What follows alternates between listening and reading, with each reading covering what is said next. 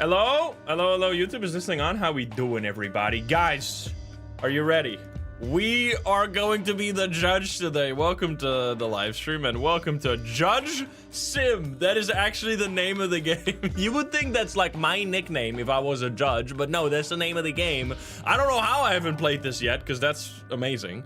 Now this is kind of like Papers, Please, I think, where you are a judge and you have to decide people's fate, basically. Now, as you know, we are totally fair and we never get mad and make wrong choices, so this is gonna be fantastic and everybody's gonna be so happy that I'm their judge. Of course they are. Anyway, we'll see how that turns out. It's gonna be fantastic. Now I think we can finish the whole game in one stream as long as we get started immediately, so that's what we're gonna do. So let's hop in. New game. Here we go. Judge Sim. I am the law. Ding dong. I'm coming in. You have mail. Do I? Open it. Oh, I need to fill in my name. Here we go. Well, the name of the game is Judge Sim. We're just gonna go Judge Sim, and then it's me. Right? Dude, oh, they didn't capitalize the J. That's gonna piss me off. Give me a second. No. We're gonna fix that right away. Try again. My face went caps lock. Yes. That was the culprit. Okay, here we go. New game. Yes, I would like to overwrite. Round 2.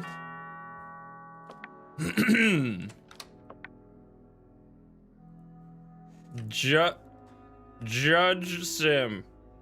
There we go. There we go. Dear Judge Sim, you were appointed as a judge. Banana Republic Courthouse today. Oh. It's me. Here we go, guys. Week 1, case 1. Yo, I'm excited. I have a note here. Nice. Your Honor, first of all, as the Ministry, we wish you success in your new position. We wanted to remind you of the details that are important for you to make a correct judgment. You can find the evidence in the evidence file. At the same time, you get information whether there is digital evidence on the tablet. Okay. The case file includes the contents of the case and the information of the defendants. I love that we're getting all this information while there's already someone in the room, because clearly we are a professional and we know exactly what we're doing. We're just pretending. Okay, the case file, check. You can ask some questions to the defendants by clicking on the microphone. These questions will play an important role in deciding your case. On the tablet, you can access some digital evidence, such as camera footage or audio recordings. You can also access the recordings of your dialogue with the defendants via microphone. These recordings will be added at the end of your dialogue with the defendants. Okay, I see. The law book contains the rules and penalties for crimes that you need to look at to make the right decision. Life in prison. Finally, you will make your decision. Remember, your decisions will have consequences. Making wrong decisions in law book cases will cause your bars to increase. How full your bars are affects the probability of getting a 12 on the dice screen after each case. Therefore, remember that the game can end even if your bars are not completely full. Okay, don't make mistakes, I see. Hello. All right, we have case file, right? It's Harris Kellen. Age 25, we got a fingerprint here. To the Banana Republic Court. Charges, violation of restrictions, details. So if you are just joining us, by the way, we are gonna be the judge today. This is a game, it's called Judge Simulator. You're the judge, and you have to decide people's fates. Now, we're apparently gonna have to follow a book? Like a law book? I thought we were just gonna make this up on the fly, like in real life. Anyway, the incident began on a night when a curfew was in effect around 1:45, when patrol units noticed a suspicious individual in the Hawthorne district.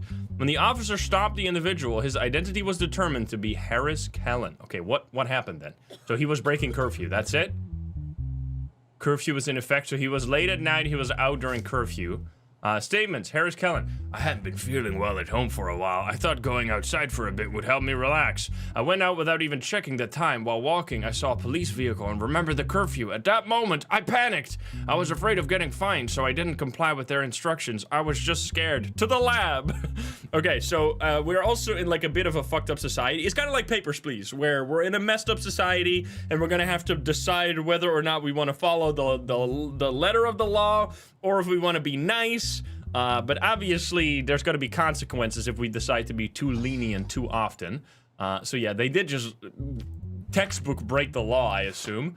Let's see. Curfew, traffic crimes, narcotic. Oh, there's a lot of different crimes. What was it called?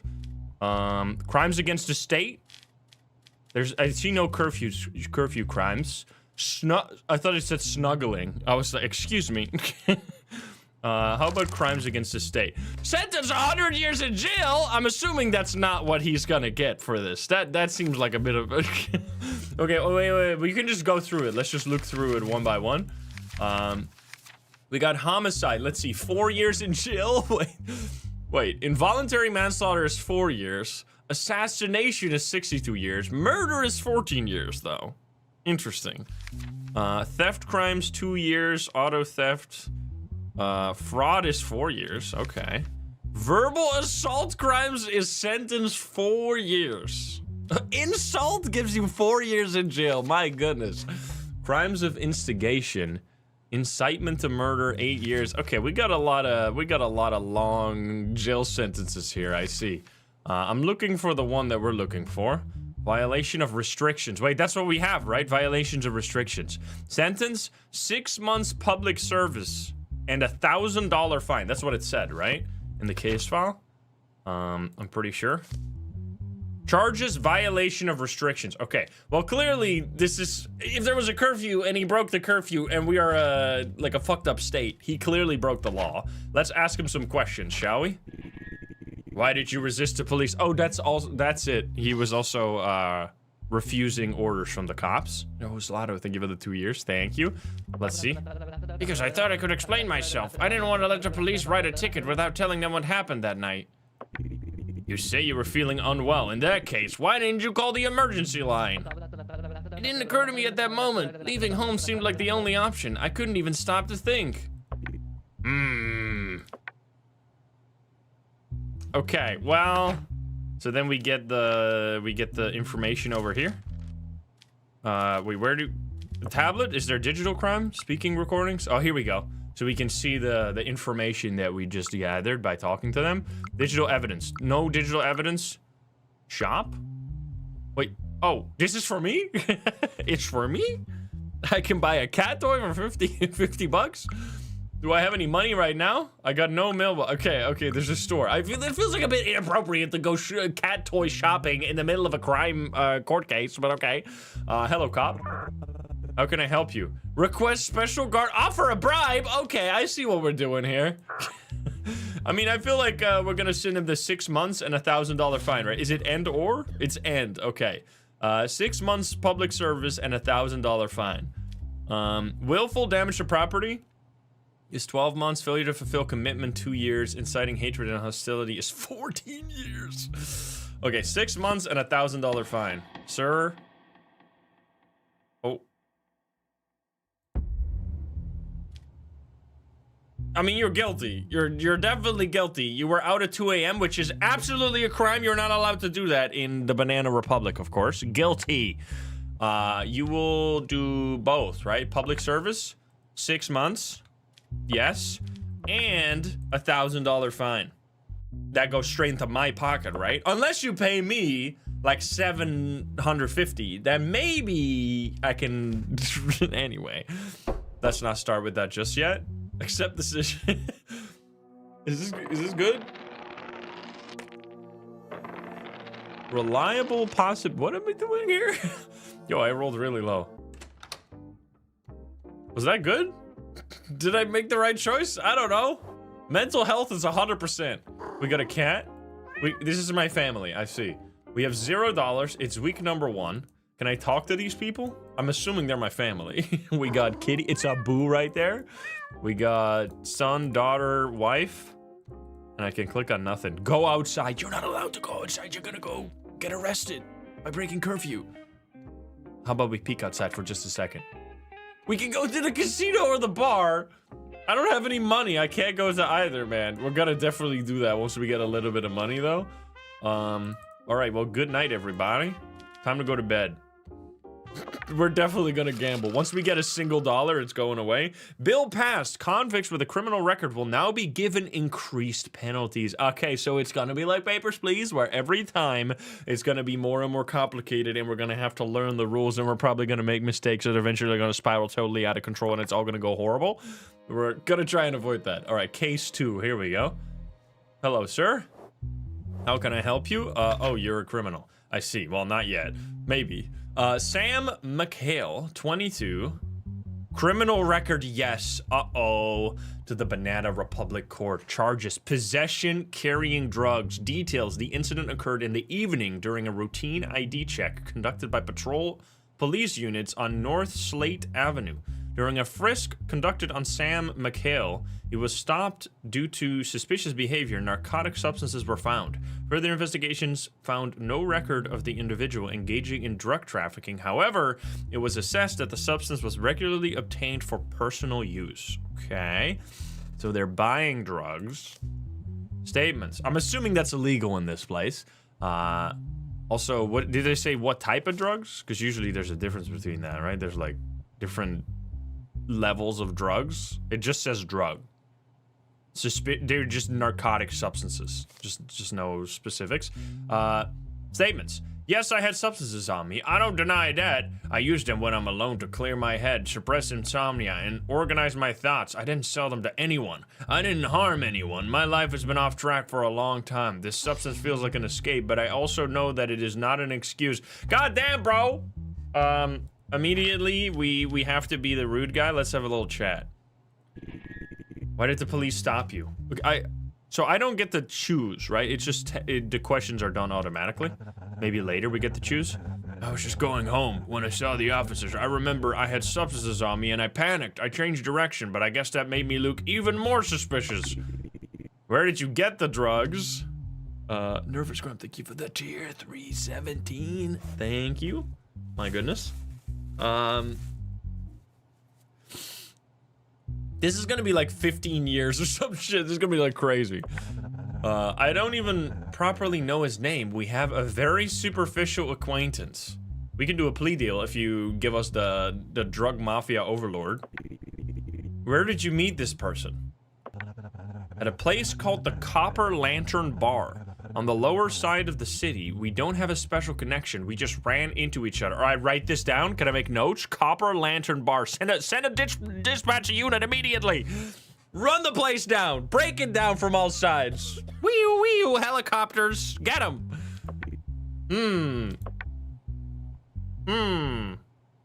Okay, that's it. All right, that's all.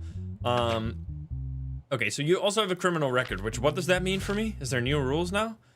Oh, here. Criminals must be given the sum of their sentence for the crimes listed in the charges sections. Criminal with a criminal record should be given an aggravated punishment for their crimes. Okay. What does that mean? What does that mean when they say aggravated battery or whatever? I never know what that means. Okay, so you did possession crimes. It just means worse, but like, is there any specifics on how that works? Narcotic crimes, here we go. Possession, carrying drugs. Oh, here, it says it literally on the thing. Possession, carrying drugs. I thought that was a turd for a second, but no, not quite. Sentence, 10 months public service. Aggravated sentence, 18 months public service, and a $5,000 fine. Actually, not as bad as I thought it was gonna be. I mean, 18 months public service is a long time, but no jail time. $5,000 fine, my goodness, in this economy. Okay, so 18 months and 5,000. I don't think there's any wiggle room here. I think they just did it. Oh wait, we need to check the items. Oh yeah, maybe they're lying. Maybe it was planted or something. 5 milligram cocaine. Items found on Sam McHale as a result of the search. Does the amount matter? I don't think that specifies the amount whatsoever. Okay, well, I'm sorry, sir, but unless there's any video that can exonerate you, I think the fact that we found that was found on you, and the law says that this is not allowed and this is your punishment, I think it's very clear for me what to do. 18 months, $5,000 fine because you do have a criminal record. Well, yeah, how is that gonna make you sleep? Determined guilty. You gotta do public service, 18 months, and $5,000 fine. Accept decision. I should have gotten a hammer for this one. Bam! That seems so satisfying, hitting the hammer on the gavel or whatever it's called. Okay, if the sum is 12, so like we have to roll a 6 and a 6 and then I fail? How could I fail a decision? I'm the judge. Okay. Also, I have not been paid yet, bro. I'm broke as hell. And my family is still sitting in the exact same position on the couch. I'm assuming we're gonna get paid after the first week, so let's end the day once again. At least pet the cat a few times. There we go. Week 1, case number 3, here we go. Hello, sir. What's your crime?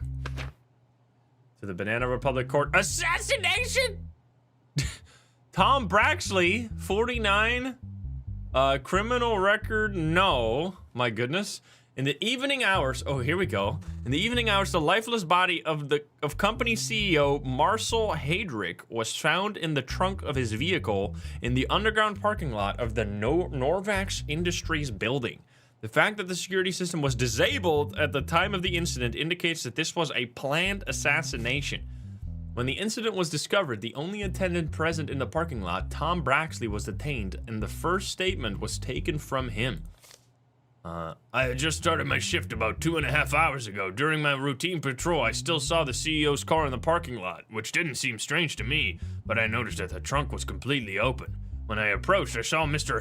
Heydrich lying motionless inside. The first thing that caught my eye was a red rose placed on him, as if someone had deliberately left it there. I immediately contacted headquarters via radio and reported the incident. Okay, so this he might be caught up in some business. Let's see. Do we have any evidence? Because this seems like very low evidence, given the fact that there's no fingerprints or nothing. Digital evidence? There's no video evidence because the stuff was turned off, right? Let's have a little chat. It also feels strange that I'm doing the investigation live in the courtroom instead of it being done by the police officers beforehand, but I guess otherwise I wouldn't be able to do it. Anyway, here we go. Isn't a card required to enter the company parking lot? How do you think the killer could have gotten inside? Yeah, where's his lawyer? I checked the system records and there's no card scan visible. Since the moment I started my shift, I think the killer disabled the system remotely. How would they do that? Did you have any personal relationship with the CEO? No, I joined the company only 2 months ago. I've only seen him from a distance. We had no arguments and no contact. Lawyers are not allowed here. But that's all we're gonna have? I can't put this guy in jail for this. A lot of evidence is lost as a result of anarchist attacks on our state. In order to ensure the security of the evidence in the cases, we will deliver the evidence to you in a device we call Cryptex. We designed the password on this device so that only you can solve them and remember. If you try to open it 3 times before the green light turns on, the Cryptex will destroy the evidence. Excuse me? Where's this Cryptex? Is that this thing? Oh. What? What am I doing? What the fuck? Uh-oh. Guys, help me. It's a bomb? What does this mean? Okay, I'm clicking. Is there something I need to do? There's probably something I can use to figure this out, right? Because this seems a little random. Sir, the police officer, help me. How can I help you? How the fuck do I open my evidence box? I need to know, man. I don't know. Yeah, try the buttons in the correct order, but how the hell am I supposed to know what the correct order is? Is it gonna explode after one more try? My evidence! What? I don't understand. Are you doing this on vibes? Bribe the guard? I have no money. I can't do it. Any email? Maybe we got an email with the code. Wait, let's see. No email, man. My fucking evidence, bro. Is it literally just brute force? The tries only told him. You need to brute force it without clicking the key. What do you mean? Oh, I need to.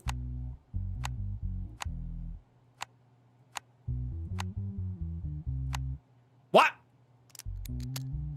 Oh, yeah, that's what you gotta do. Okay. When the light is green, you can click the. Okay, anyway, I figured it out. Let's go. Evidences: a nylon-covered steel rope located next to the vehicle's rear tire. The red rose found on the body. Okay, so we have strangulation, like John Wick style, and we have a red rose. Do we got fingerprints on any of this, or what now? Also, is there seems like there's a second page behind this, but I can't look at another page. So I'm assuming that's just an empty page for some reason.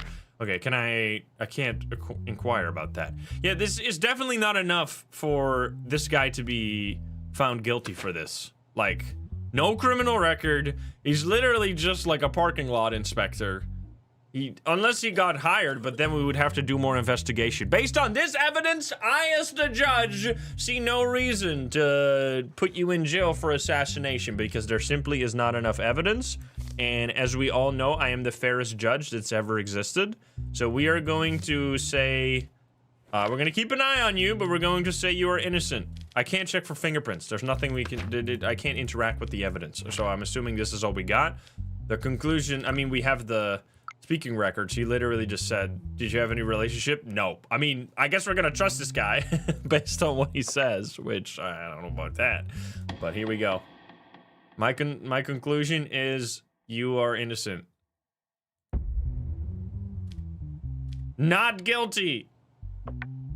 Accept decision.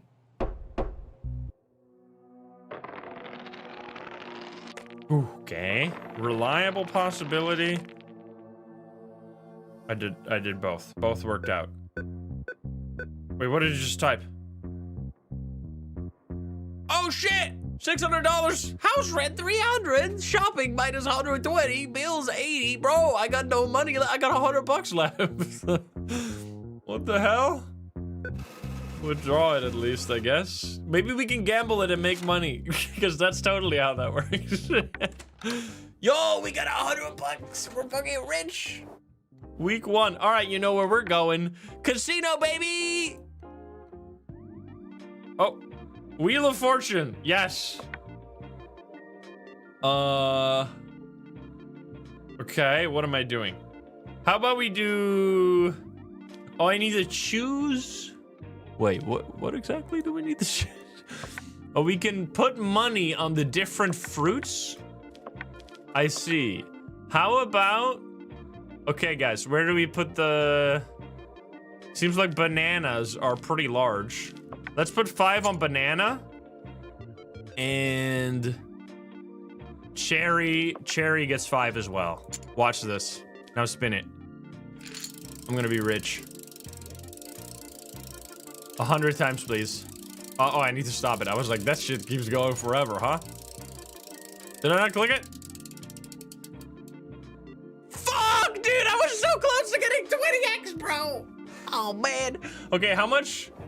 Okay, we can spend until we have $50 left. Okay, what for? I think watermelon. I'm feeling watermelon this time. Watch this. We're gonna put... Can I not? I'm fucked. I know, I'm fucked. Can I not try again? Is this a one-time use? Oh, here we go. 5 on watermelon. And we're gonna do... Oh, I can drag? No. What other one? Strawberry seems scam. I think banana, man. Banana is the... This is a big one, too. What the hell? This seems super OP. Cherry 5 as well. All right, here we go. Spin again. We can do this 3 more times after this. Please. Please. Oh, I gotta stop. I keep forgetting. Please, watermelon. Please do it. Oh, shit! I get all my money back again. I didn't get anything. It turned out to be useless. I'm doing the same setup again. Watch this. Breaking even. Come on. Oh, oh. No, banana! I almost hit my 50x, man. This is so rigged for sure, right? All right, how about, no, cherry, come on. Watch this. We're gonna get a big payout. We just need to make our money back. It's easy. Okay, we're literally breaking even. This is getting me nothing right now. We've only lost money so far. Well, try again. This is rigged. Wait, does someone want to talk to me? Sorry, I'm in the casino, ma'am. We get the money back again. We're literally breaking. I mean, this seems to be the strat though. Cherry and watermelon are the ways to go.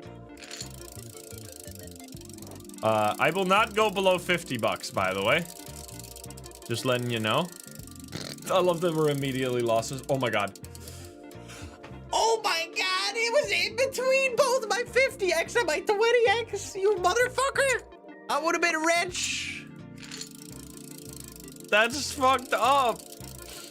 Come on. Fucking banana. Bro. Okay, we can only do one more. One more for the big win.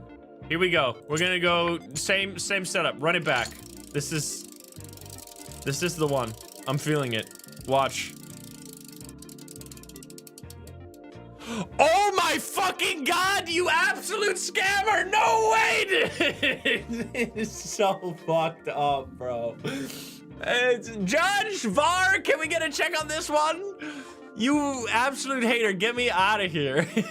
How about some blackjack? Oh god.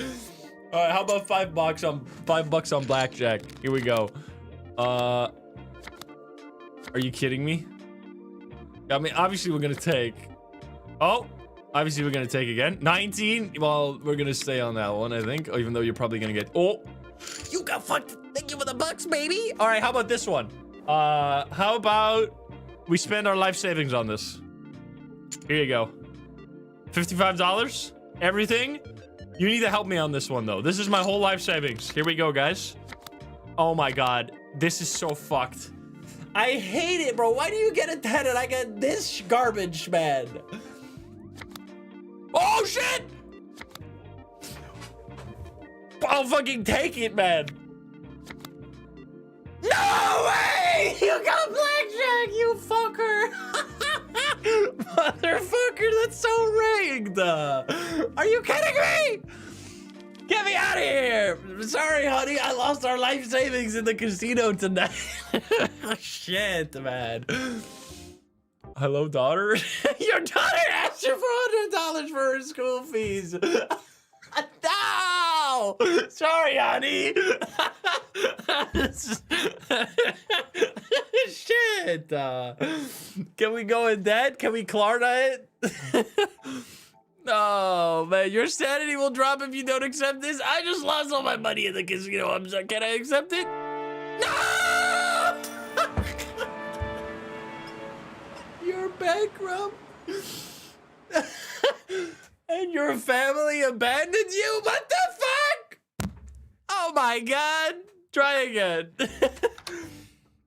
Okay, so we can't do that. We can't say yes. Sorry, I'm gonna have to say no, daughter. I'm sorry. Reject any family request. My sanity. Oh my god. All right, this is fine. This is fine, guys. We're gonna earn money on our job, and we're gonna bring this family back together. Let's go. Week 2. Here we go. Oh, I thought they had like really big hats, both of them, but that's flags behind them. I was like, why you guys wearing such shilly hats, gamers? All right, let's read the evidence. Here we go. Case file, Mason Rourke. To the Banana Republic Court, auto theft! The vehicle owned by Rob Singer, which was parked overnight in the parking lot of his apartment building, disappeared by morning without leaving any trace. Following the report made by Rob Singer, the vehicle was located and stopped by patrol units. Okay. So Rob is probably the other guy. I see. So now they're gonna get more and more complicated. So far it's been pretty simple, but now we're gonna have to actually be good at this, which we'll have to see about that. Details. Following the identification process, the driver of the vehicle was identified as Mason Rourke, previously known as Tiny M, who has a criminal record for vehicle theft. Well, that's a close case, I guess. Statements. Rob Singer. I have no information about how my vehicle was stolen. Clearly, those who did it were professional thieves. The police said they had left no trace at all. The only thing I am certain about is that my car was locked. Statements. Tiny M. Early in the morning, an old friend of mine, Derek Caldwell, called me. He said there was an urgent package that needed to be delivered and that he was unavailable. I immediately went to his house to help. He opened a door and handed me a package and a car key. I didn't know the vehicle was stolen. As soon as I set off, I encountered a police checkpoint. That's where I learned that the vehicle was stolen. Following the statement of Mason Rourke, Derek Caldwell has been taken into custody. Okay. I see. Early in the morning, so okay. So Derek is the other guy. He said there was an urgent package that needed to be delivered. He gave him a car key. How did he get the car key? Derek Caldwell. Everyone who is involving me in this incident is making a mistake. Everything Mason said is a lie. I have nothing to do with that vehicle or any theft. Mason is trying to drag me into this, but I did nothing. Okay. We're gonna have to open the evidence again. Oh my god. This is not timed, luckily. Well, we're gonna have to go down here. Gonna have to go up there and then back around this way and boom. Okay, so it's a little mini game. That's easy, at least. Cigar scissors and box found in the vehicle. Oh, we got we have fingerprints and stuff. Okay, we have this fingerprint number. Fingerprint found on the device. Cigar, scissors, and box. This is like the thing they used to cut off fingers in like mafia movies. There's digital evidence on the tablet. Okay. 2122354. 2122344, not 54. So that's a different one, different fingerprint on the box. So he was actually speaking the truth that he has been given this by someone else, because otherwise how would there be another fingerprint on the thing, you know? Let's see the digital evidence. Camera records. CCTV footage of the incident. No facial recognition. Yo, this is cool. You have two defendants. Yeah, I'm assuming the other one is Derek, right? Okay, well, that's not very helpful, to be honest. Wait, can we see anything at all? You cannot see fucking shit, bro. How can we check the information on the other guy? Email? No email still, huh? Let's see. Is there... I guess we could ask questions. Arrow? Oh. There we go. Derek called... Oh, this is all the information. So you have 2122354. I think that's it, right? That's his fingerprint. He's a damn liar. Why is your fingerprint on the box if you said you're not involved at all? So you're definitely lying. I'm gonna talk to you guys. Where were you on the night that the car was stolen? To accuse Mason. I was with my friends that night. We were a bit drunk and hanging out. I had been drinking until late. I woke up in the morning when Derek called. Does Derek Caldwell call you very often? I'm not sure what you mean by very frequent, but we would talk 2 or 3 times a month. I must state that I am retired from these matters now. These days I work a regular job. When did you meet Mason? We're talking to Derek this time? We attended the same school, elementary school. Then we both dropped out. They dropped out of elementary school? Mason says that you gave him a stolen vehicle and asked him to deliver a package using that vehicle. Is this true? Mason is slandering me. Fixing the mistakes in his life is not my responsibility. Well, clearly he's fucking lying. Like, obviously. Also... I wish I could... It looks like the hair... If we can make that out at all. Looks like it's more pointy, like his hair. Rather than his hair. But I can't make anything out. That's not... You can barely see anything. Can we see skin color at all? I don't know, man. That seems impossible. This is the car, right? That was stolen. Okay, this is actually... We actually have to think... I guess it seems the story checks out because there's fingerprints on the box that was found in the car. And the fingerprints are clearly Derek's fingerprints. So he was involved in this. And he's the one lying then. Because if his fingerprints were on there, the other guy is telling the truth most likely. And you're just lying because you didn't give anything. It's like he at least gave a story. Your story doesn't make any sense. So I think you're the one who stole the car. But that means you are completely innocent. Are you innocent when someone gives you a car key that's stolen and you drive around with it? How does that work? How are the specifics on this? I guess you wouldn't know. Auto theft. Let's see. Auto theft. Theft crimes. Auto theft, 2 years in jail. Aggravated sentence, 4 years and $2,000 fine. Do you have a criminal record? You don't. Interesting. So you do, but I think you're innocent. I think I'm gonna make an executive decision. His story at least checks out. Fingerprints on the box that was in the car were yours, so that means that your story is complete nonsense and his story is at least true, which means I'm gonna believe it, I guess, based on the fact that he's the only one saying something that makes sense. And that means you are the one who stole the car to give it to him to deliver a package, which I don't know why the package... I mean, he could be involved in like a murder where the cigar cutter was going to be used for torture or something, but I guess he never got around to do that. Yeah, I can't ask him any more questions. I can't do that. So we're gonna give him innocent and guilty for 2 years and $2,000. Wait. No. So the sentence is 2 years, right? And the aggravated sentence is 4 years and a fine.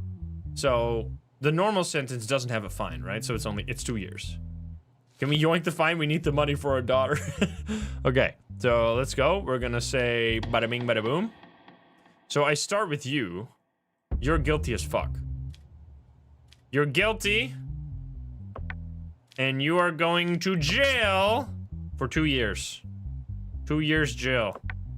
Accept decision. Can I also make a decision about the other person? Not guilty. No, this is Derek. No, you're guilty. 2 years. Accept decision. And I can only make a decision on one person. Or one at a time. I see. I mean, I'm gonna say you're innocent. Wait. Yeah, you're not guilty. I'm gonna do it this way. We'll see how this turns out. Please don't fuck me. Okay. I love that it says judge. That's me. Hello, cat.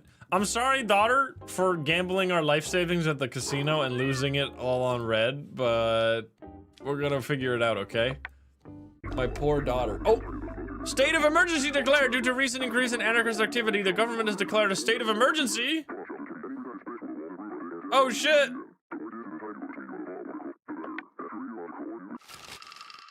State of emergency declared. Due to the state of emergency, judges can now be appointed to all types of cases. I wasn't doing that already? Week 2, case 2, okay. Oh god, there's a lot of people. Okay, it's gonna get complicated, guys, get ready. Case subject, determining which parent will be granted custody of 11-year-old Liam Renard and his 8-year-old sister Elena Renard. Oh god, custody case. Details, the couple, Mara and Jacob, officially divorced about 2 weeks ago. After the divorce, no agreement could be reached regarding custody of their 2 children, so the mother, Mara, filed a custody lawsuit. Family members' evaluation report. The father, Jacob, was deemed unfit to take full-time care of the children due to a long-standing anxiety disorder, intermittent anger control problems, and unstable living conditions. Although the mother, Mara, is loving towards the children, she has been in serious financial difficulty recently and has had to work 2 different jobs. The home conditions are modest. However, the report on ability to meet children's needs evaluated the situation negatively? Wait. The home conditions are modest, however, the report on ability to meet children's needs evaluated negatively. Okay. There's no more information? I don't have evidence for this case. I can probably talk to them. Do I have any digital evidence? No digital evidence. Alright then. I'm assuming there's never any. No. There's no application. Do we have mail, by the way? No, nothing. All right. I guess we talk. How did your parents' separation affect you? To Liam. At first, I felt terrible. There was constant tension at home, but after they divorced, the argument stopped, so I felt a bit relieved. Still, I feel sad that my dad is left alone. Would you rather live with your mother or your father? I love doing this in the court case, in the courtroom like this with all these people watching. I don't want to be separated from my sister Elena. We can live together with our mom. My mom isn't in a good financial situation, but I can work and support her. How was your relationship with your father? I love my dad too, but sometimes he gets very angry. My sister gets scared. I wish they had never separated. God damn! Yeah, he's like 11. How is he supposed to work? Would your family fight in front of you? Yes, they were shouting at each other. But what the fuck, man? Your love? What the hell? That's a crazy question. In the middle of the courtroom? You should do this in private, bro. Do you love your mom more or your dad? Jesus, this is me, by the way. I'm fucked up. I don't want to choose. I love them both.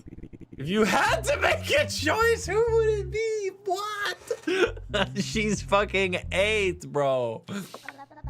Please don't separate me from my big brother. That's insane. I mean, determining which parent will be granted custody. So let's see, right? That's all we're gonna get. That's the whole case. That's all we can do. This is a fucked up situation, that's for sure. I sentence you to, I feel bad for you, because this is messed up. Determining which parent, so we need to obviously not separate them, because they both don't want that. So they're either going to the mom or the dad. Well, it seems like the mom has financial difficulties, which, that should be, that's a problem, but that's not a anger issue. Due to a long-standing anxiety disorder, intermittent anger control problems, and now we should have really asked if they have ever like been physically harmed or something. But I guess that doesn't need to be a physical harm directly to the children for it to be scary for the children, obviously, because just like breaking something would already be violence that the children would be scared of as well. I mean, in this situation, I think the mom has to be the one taking custody because the dad has anger control issues, which seems like a textbook case of not being able to take care of the children's full time. Like if there was, we can't do like shared custody, right? There's not an option for that, I'm assuming. Do we have this in our law book? We don't even have a law book for this. Okay, so I think it's definitely going to the mom, even though her financial situation is bad. Oh, what do we do? Select decision. It was decided that custody of both children will be granted to the mother. It was decided that custody of both children will be granted to the father. It was decided that the boy will be placed with the father and the girl with the mother. No. It was decided that the daughter will be okay. It was decided that the conditions were insufficient and that both children will be placed in foster care. No, we will send them to the mother. Decided that custody of both children will be granted to the mother. Decision considered. Not foster care, that's fucked up. Okay. Imagine you just get super fucked on this. Okay. We have no more questions from our children. Going outside is useless when we have no money whatsoever. So we're gonna end the day. And hopefully we're gonna get paid after this. Okay, it's a normal case again. The other case was devastating. Evidence time? What? Oh, here we go. It literally just says it over there. Do I click this and drag? At the very bottom. This goes straight across.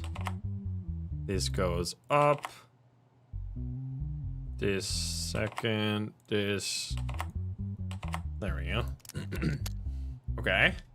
Evidence. The steel wire found on the body of the Red Rose. The Red Rose killer is back. Let's see. What is the evidence? Criminal record, yes. To the Banana Republic Court charges assassination. In recent weeks, sanitation workers collecting trash in the city center came across the lifeless body of Fred J. Haldorn, the CEO of the Glenmore Company, among the garbage. The autopsy report determined that there were no signs of assault and that the death occurred as a result of prolonged oxygen deprivation. Details. According to the last meeting record in his daily calendar, the person Fred was with on the evening before his death was company board member Chris Tiomond. Okay. Statements. Chris Tiomond. After the evening meeting, we left the company together and we went to our usual bar. We stayed for about 2 hours. He drank, seemed a bit withdrawn, and then didn't want to talk. Then I dropped him off at his home. I don't know where he went after that. He was a good friend. It never crossed my mind that he would meet such an end. The cleaning worker who found the body, there was a black tarp over the trash container. When I lifted it, I saw the body of a man lying there in navy blue suit. The body was slightly bruised and there was a red rose on it. I thought things like this only happened in movies. Okay, so the Rose Killer... Have we found him, or do we have to... I don't know. We need more evidence here. Do we have camera footage? We don't have any. Let's talk. How long have you known Fred J. Haldorn? We've been working at the same company for about 8 years, but we were relatively close only in the last 2 years. Did he have any enemies or anyone threatening him inside or outside the company? I don't think so, Your Honor. He was someone who got along well with people. While you were at the bar, did he mention anywhere he was going that evening? Unfortunately, he only said, "Take me home, I'm very tired." Okay, so we have 2 separate CEOs that have been murdered, both with a rose placed on their bodies as they died. Now, there's literally seems, unless, I mean, we have no fingerprints, right? Yeah, it's the same murder weapon. We should check this for fingerprints or something. I guess there's none. Same murder weapon, same rose. Well, not same rose, but rose again. There's more. Cleaning worker? No, there's not more. Okay, so where was he found? He was found in the trash in the city center, which... How the hell did he go from his house to the city center? That seems interesting. Yeah, can we go to the bar to, like, snoop in on people? To, like, listen to the conversation? That would be interesting. We haven't gone to the bar yet because I have no money. According to the last meeting, yeah, I mean, there seems to be no motive whatsoever for this guy, so I don't think we have found our killer just yet. There would also, I mean, unless it's rigged on purpose this way, there would also be no connection to the other crime from this, which seemingly they are committed by the same person. So I think we have to say, I'm sorry. Wait, did it say? So what did the cleaner say exactly? There was black tarp. I saw the body of a man. The body was slightly bruised, and there was a red rose on it. I thought things like this. Okay, so they were bruised, and then... What was it? There was an autopsy report? According to the last... No, here. The autopsy report determined that there were no signs. Wait, how could there be no signs of assault? I mean, it could be bruised around the neck, right? But this cleaner seems highly sus. The cleaner story doesn't check out with the autopsy report, right? Slightly bruised? Why didn't we take in the cleaner?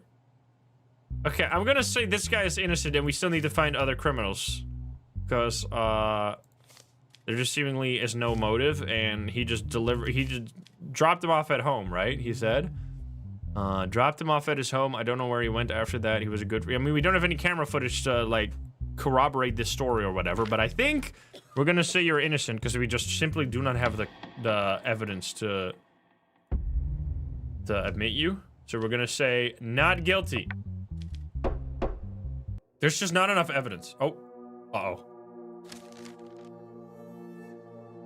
As a result of the decision you made in the cases, we decided to raise your salary. This week you will earn $700. Yes, baby. Casino, here we go. I mean, what? My daughter! All right, we should go to the bar this time. Give me all my money. Withdraw all the money. Credit options. But can we have a loan? Oh shit. Wait, what? Select the credit amount? We can get a loan of $1,000? Oh god, that's a bad idea. We're gonna go into credit card debt. No, that seems like a bad. Let's just withdraw the $200. Hey, at least our cost of living didn't go up. 10K and gamble it all on red. Yeah, that's totally a great way to deal with your finances. Okay, we're just gonna leave it at this. Let's see if we're, what the hell? Justice has been served? The country needs such honest judges? See, they love me. Judge cleared our conscience, support the decision +1. Well, you're welcome, you're welcome. Of course, the best judge ever. Wait, no one wants my money this week. Wait. Yo, I thought my daughter or my son would want my money. Wait, let's go outside. Let's go to the bar. Welcome, what's your order? Oh, we can get mental health from drinking. Oh my god. Spending money on daughter? Spending it on drinking after your daughter gives you mental health problems? This shit is fucked up, man. Don't mind if I do, baby. Don't drink. I mean, we don't have to. Not yet. We're at 75%. Whiskey is plus 15%. How much does this cost? $30. Wait, you're telling me that paying for my daughter's school tuition costs $100, but buying enough drinks to offset the sanity damage only costs $50. Wait a minute. That seems like a fucking steal, bro. Yeah, sure. Enjoy. Drink any alcohol. Oh, if you drink more, it is minus. Okay. That's amazing. Yo, Blue Bubblegum, thank you for the 35. Okay, let's not go to the casino tonight because we already gone to the bar, and we need to see if someone is gonna need some money on the next few days. Let's end it here, but we might go to the casino later. Oh, what do we got? We have 2 people, evidence. What?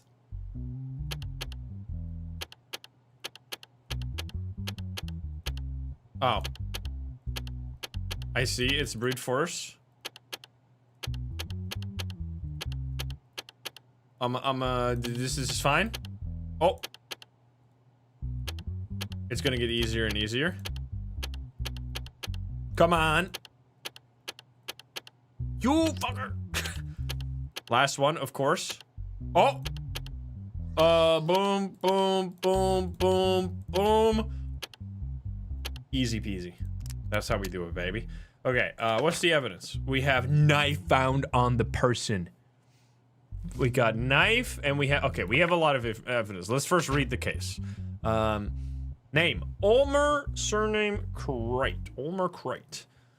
To the Banana Republic Court, charges, threat, malicious wounding, details. In recent weeks, at the home of Ulmer Crate, his friend Sean Holland sustained a stab wound to the rib during a violent altercation between them. Ulmer claims that his friend Sean stabbed him over a debt dispute. Immediately after the incident occurred, the individual named Sean Holland left the scene. Details. Following the complaint filed by Ulmer, Sean was apprehended at his family's home. Statements. Ulmer. I had been having debt disputes with Sean for some time. I couldn't repay the money I borrowed him from on time, and he threatened me at every opportunity to get his money back. When he came to my house on the day of the incident, he was extremely angry and out of control. Wait, so who stabbed who? So Sean has been stabbed. So he's gonna say that it's in self-defense, I'm assuming. So he came, he was extremely angry and out of control. As soon as I opened the door, he started insulting me. He came at me with a knife, and while I was pushing him away, the knife stabbed into my rib. If it had gone a little higher, I could have died. Okay, wait. Am I reading the names wrong? I thought Ulmer is saying that he has been stabbed. So I guess they're both gonna say this. Because Sean sustained a stab wound. So he's either lying or... anyway, let's read everything. Okay, so after he fled, I grabbed my phone and immediately contacted the police. Sean says, it is true that I argued with Ulmer about the dead, but I was not the one who was attacked. He was. Wait. I was not the one who attacked. He was. I see. That day, I wanted to go to his house and talk calmly. I told him that my situation was bad and that he needed to give me the money now. A heated argument broke out between us. He ran and grabbed a knife from the kitchen. While I was trying to take the knife from his hand, he fell onto it and it stabbed his rib. I fled the scene because I was scared. He fell on the knife. That sounds a little, sounds a little far-fetched, sir. Wait, did I just read this incorrect? Okay. In recent weeks at the house of Ulmer, his friend... Okay, so is this written incorrectly? Like, what is true here? Am I stupid? They're both saying that Ulmer was the one that got stabbed, right? But in here, it's saying that Sean is the one who got stabbed. So now I don't know who to believe. Like, the case file is contradicting itself. Because they're both saying the same story. I'm assuming it's just written wrong. I'm assuming Ulmer is the one that got stabbed. Because they're both saying that. So otherwise, they're both lying, which doesn't make any sense. Because Ulmer is saying that he got stabbed, and Sean is saying that Ulmer fell on the knife. So Ulmer is the one that got stabbed. So this is definitely maybe change the wording on this, because this is, unless it's supposed to be this way. I don't know. Anyway, so yeah, Ulmer is the one that got stabbed. Ulmer is saying that he got stabbed by Sean, and Sean is saying that Ulmer fell on the knife. So now the big twist is going to be whose fingerprints is on this knife. Let's see. 21227. Let's see who that is. Well, wait a minute. What? No, it's Sean. Yeah, so Sean was the one saying that Ulmer fell on the knife, which already seemed like a far-fetched story to begin with. So I feel like that seals his fate even more. Okay. Well, he did say that he was trying to take the knife, which I guess might mean why his fingerprints got on there. Also, this just doesn't make any sense, because this is not the type of knife he would have in the kitchen, because this is like a flip knife. This is like a survival knife. Or like a London back alley knife. That's the type of stuff. Excerpt from a phone conversation between Ulmer Crate and Sean Holland. Give me my money! Sean, you're crossing the line. I said I'd pay you. Stop pressuring me. Shut up, you bastard. Let's see if you can talk like that when you're face to face with me. Wait, so this is... Okay. You need to calm down a bit. If you don't pay by next week, you'll be a dead man. Okay, so it's clearly Sean that's the one being very mad. Sean said calmly. Let's see if we got any digital evidence. We don't. Well, I think that this is pretty clear, but let's have a chat. How close were you to Sean? We're talking to Ulmer now? I wouldn't say we were very close. We were just drinking buddies at the bar, that's all. Did you take the knife from the kitchen, or did he bring it? The knife belonged to him. I never held it in my hand. Did he threaten you often? Almost every day, Your Honor. Were you threatening the individual named Ulmer Crate? We're now talking to Sean. No, Your Honor. I only tried to scare him so he would pay the money. Okay, so you're immediately lying because we saw the conversation and you're absolutely were saying that he was a dead man. So clearly you're already lying. Was the knife stabbed while it was in your hand? Was the knife stabbed? No, Your Honor. The knife was always with him. Okay, so you're a big, fat, dirty little liar. Well, this case is literally easy. I mean, this is also threatening... If you don't pay by next week, you'll be a dead man. Shut up, you bastard. Let's see if you talk like that when you're face to face with me. So it seems like this is a pretty clear case, and the crime is both of these things, right? Because there was threat and malicious wounding, which means I guess we're gonna stack them, right? Verbal assault crime is 2 years for a threat. Do you have a criminal He does not have a criminal record, and the other one does, interestingly enough, but that doesn't change the facts of the case, so... but that means he's not gonna get aggravated crime. So Sean is the one who did this. Because his story doesn't make any fucking sense. He's saying that Ulmer grabbed a knife and then fell onto the knife, but then somehow the only fingerprints on the knife are your fucking fingerprints, which just shit doesn't make any sense. So you're the one who did this. Everything points to it. So you did threat, which means I love that insult is 4 years and threat is 2 years. Okay, anyway. So 2 years for that, and then malicious wounding is 8 years? Dude, how does this work? Any judges in the chat? Do we stack these, or do they are they like served like at the same time? Do crimes work additively or parallel? They're additive, so you're gonna be 10 years in prison for. I mean, he did stab him, which seems fair. Hey, I'm not making the length of these prison sentences. I'm just following the rules. Well, seems like a pretty clear-cut case. Sean, you are guilty. Guilty, and you are going... There's no money. 10 years in prison. Holy. Well, here you go. Boom. And Ulmer, there's no crime for, like, having a debt and not paying it back, right? You're not guilty.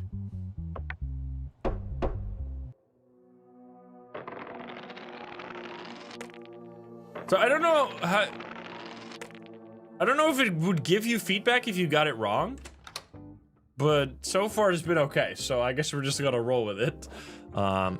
Anyway, I think we've been a pretty good judge. We've been a very bad gambler, but we've been a pretty good judge, which I guess is my job, so to be fair. How about we give ourselves a budget of 20 bucks today? Blackjack, 20 bucks budget. Here we go. $5, so we can do 4 bets. Okay, you're actually a scammer. You're such... Guys, you have the... You can decide my fate. I mean, this seems like really bad either way. You stay on 16? I don't know the rules of blackjack, but he has a 10, so we're probably fucked, but... I feel like taking a hit here, like, almost all the time we're gonna bust, so... I guess we stay. He'll have 20. Yeah, most likely.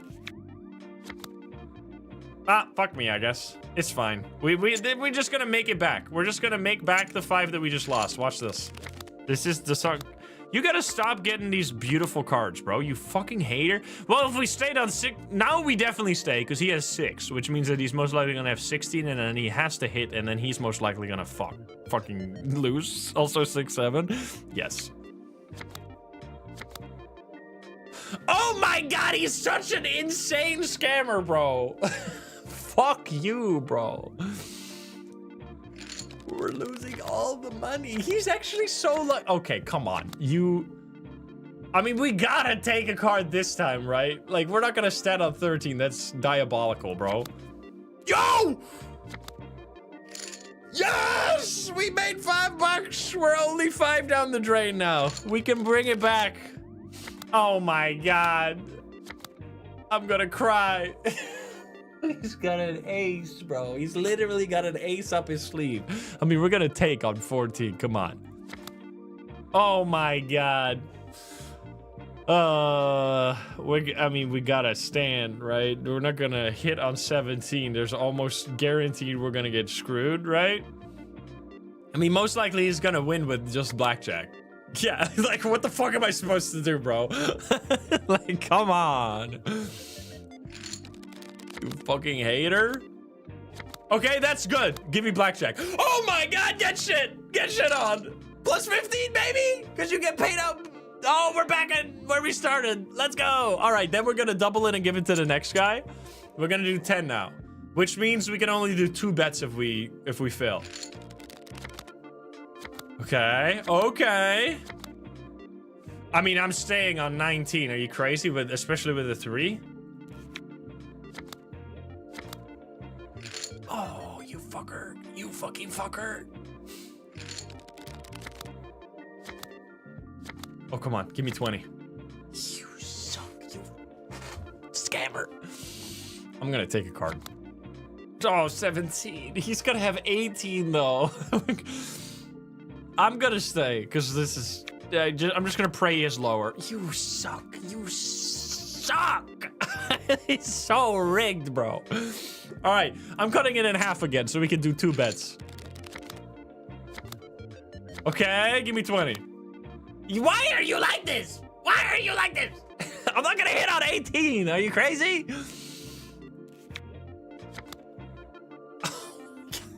You're such a scammer. You're such a scammer. I mean, I guess you sometimes just have to hit just knowing that the dealer is gonna have a good hand, so you're probably lost anyway. Okay, this is... I mean, obviously, we take... guys. I mean, I guess we hit. Come on, we're not gonna stand on 15. Oh! Wait, this could be a tie. And then we just, let's hope he gets a 10. Okay, that's totally fine. That's totally fine. We can go again. Start. Okay. Okay, 20. Give me 20. Give me 20. 19? Fine. He's gonna have 14 and he's gonna get fucked. I can't believe it. I can't fucking believe it, man. You're such... Go home. We set a budget of 20 and we fucking busted it, so we're done. Honey, I had a rough day at casino work today. I'm going to bed. Bill passed. Criminals who are not mentally well will be sent for treatment instead of punishment. Okay. This is why you don't gamble, kids. Let this be a lesson. Okay, let's see. First, open the evidence case. Oh, it's this one again. This is easy. Can't be that way. This way. Burp. All right, let's see. Owen Blackridge. We have no criminal record and mental health test positive. Does that mean he is healthy or not? The Banana Republic Court. Willful damage to property, public property. In recent weeks, numerous complaints have been received about dents and scratches appearing on newly installed benches by the Harrowfield municipality. Municipal teams investigated the situation, replaced the bench with a new one to prevent further damage, and deployed a covert observation team in the area. The following day around noon, Owen Blackridge sat on the new bench and shortly afterwards took a sharp object out of his pocket and began scraping the surface. At that point, the cops intervened and took the individual into custody. Owen Blackridge, I should say... Wait, this is what he's saying. Okay. I should say that I've been doing this for many years without realizing it. When I'm stressed, my hand always goes to my pocket and I fidget with that small knife-like object. Over time, this habit got out of control. I knew I was damaging the benches, but I truly never thought it was a crime. It was an impulse I couldn't even stop myself from acting on. Okay. So I'm assuming the mental health test positive means that he has a mental problem and not that he's good. Let's talk. You said this behavior was an impulse you couldn't control. Have you considered getting support for this? Yes, Your Honor. Because these events caused even more stress for me. Do you think this behavior will continue? No, I don't know. Probably yes. Well, I guess he's going to treatment then. Yeah, this is very similar. This is like Papers, Please stuff. It's actually, I really like this game. This is very cool. Okay, let's check the evidence. The bench is damaged by the defendant. Okay, that's a lot of damage. Sharp objects were found on him. My brother in Christ. That's a lot of sharp objects. Positive is healthy? Oh, positive means he is healthy. Okay, wait. What? Wait, so he's saying he has a... So, he's saying he has a mental problem, but this means that the testing that was done means he doesn't have a mental problem? Wait. That is a lot of damage. Positive means he's not healthy. Wait, I'm so confused right now. Positive for a mental problem, right? Read the law book. Does it say? Oh, here we go. All criminals with a negative mental health test must be sent to treatment without penalty. No, so positive is healthy. Wow. Okay. I see. Maybe he has no criminal record, so he is actually fine. So, positive is healthy, which means we have to give him punishment for this, right? Even though he is saying that this is an impulse, and I mean, I guess he could just make that up. Willful damage to public property. How much are we talking about here? Crime, what is it? Crimes against the state. Terrorism? No, this is not terrorism. Which one? I'm just going through them all.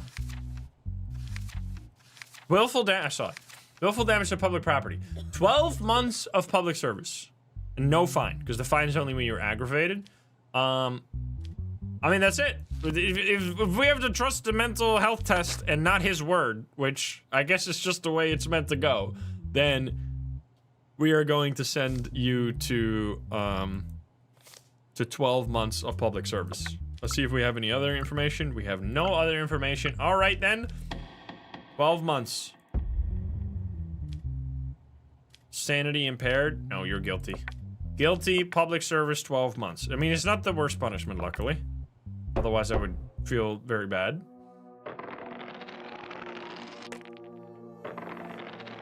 "12 months is a long time, but I mean, just you get like 4 years in prison for like insulting somebody, so it can get a whole lot worse. All right, we're gonna go bed early. Wait, let's check the bar. The bar is really only the sanity restoration place, right? How about we get some 10%? $40? No, fuck you. Wait, did the prices have doubled? What the hell? What a scam. I'm not doing that shit. Inflation. My goodness. Well, let's end the day. Let's not think about it too hard. What's happening? The music production company Aurelia Soundworks alleges that Intertone Audio committed copyright infringement by using the rhythm bass of their composition without permission. Defendant: Intertone Audio Production Company, Plaintiff Aurelia Soundwork Limited. There is one digital evidence for this case. Details: Aurelia Soundwork announced to the public a new single they had worked on for about a month. Just 48 hours after the track was released, Intertone Audio announced a new music project. Fans of both companies noticed similarities in the instrumental backing, and debates began on social media. Following this, Aurelia Soundworks stated that the rhythmic arrangements, harmonic structures, and sound design were copied one-to-one. Therefore, Intertone Audio is being asked to pay $5 million in copyright damages. Aurelia Soundwork lawyer: My clients worked on this track for weeks, tried hundreds of mix variations, and ultimately brought the work to an original point. However, in the track Intertone Audio released shortly after, it is understood that Aurelia's characteristic instrumental foundation was used almost identically. Our complaint is not similarity, it is the unauthorized copying of my client's labor. We demand compensation to remedy this violation. Intertone Audio: We do not believe the similarities that emerge constitute intentional copying. In modern electronic music, similar rhythmic structures and sound designs are frequently seen. The audio engineers within my client, Intertone Audio, used a backing track they created from scratch entirely in their own studio. Similar drums and synths pattern can be heard across dozens of companies in the market. For this reason, we find the claims of copyright infringement unfounded. Okay, let's listen to this shit, right? You better have this audio. Okay, let's see. Let's compare, guys. We have the original. So this is the one by Aurelia Soundwork.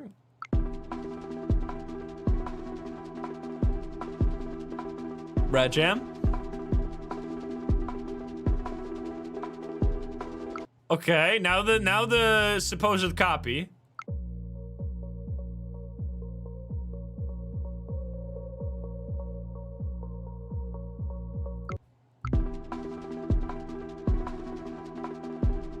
That is very, very, very similar.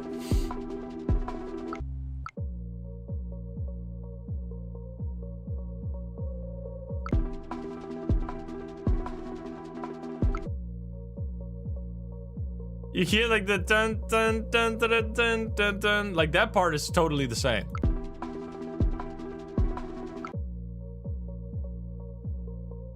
I mean, the drums are just the drums are literally identical. But it's like it's a totally different vibe though, but it is very, very similar. Okay, well, do we just have to make this up? Like, how does this work? I don't know, man. I'm not a copyright lawyer. I'm glad. I mean, apparently I am. Now at this point. I mean, I'd say that's very, very, very similar. What kind of... Can I back out of this once I've clicked on it? It's literally the same. Like, people that are saying it's not similar at all genuinely are not listening to this on, like, earphones or something, because, like, clearly this is similar.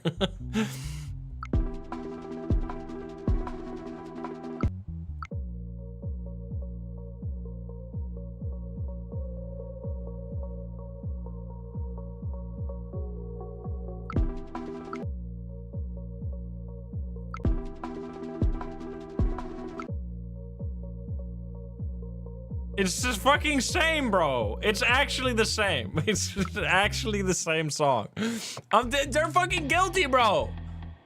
It's the same fucking song. Indizone Audio is found guilty in order to pay $5 million. Absolutely. It's like a different pitch. This is like a we change your homework, but don't make it too obvious type shit. It's very similar. So we're gonna say yes, absolutely. Decision has been made. You will pay $5 million. Bada bing, bada boom. As a result of the decisions you made in the cases, we decided to raise your salary. This week you will earn $800. See, guys? I am justice. Yes. That's right. Money. Could I not get like a little bit of the 5 million instead? How about that? Okay, so now we got a lot of money to gamble. Withdraw money, all of it, please.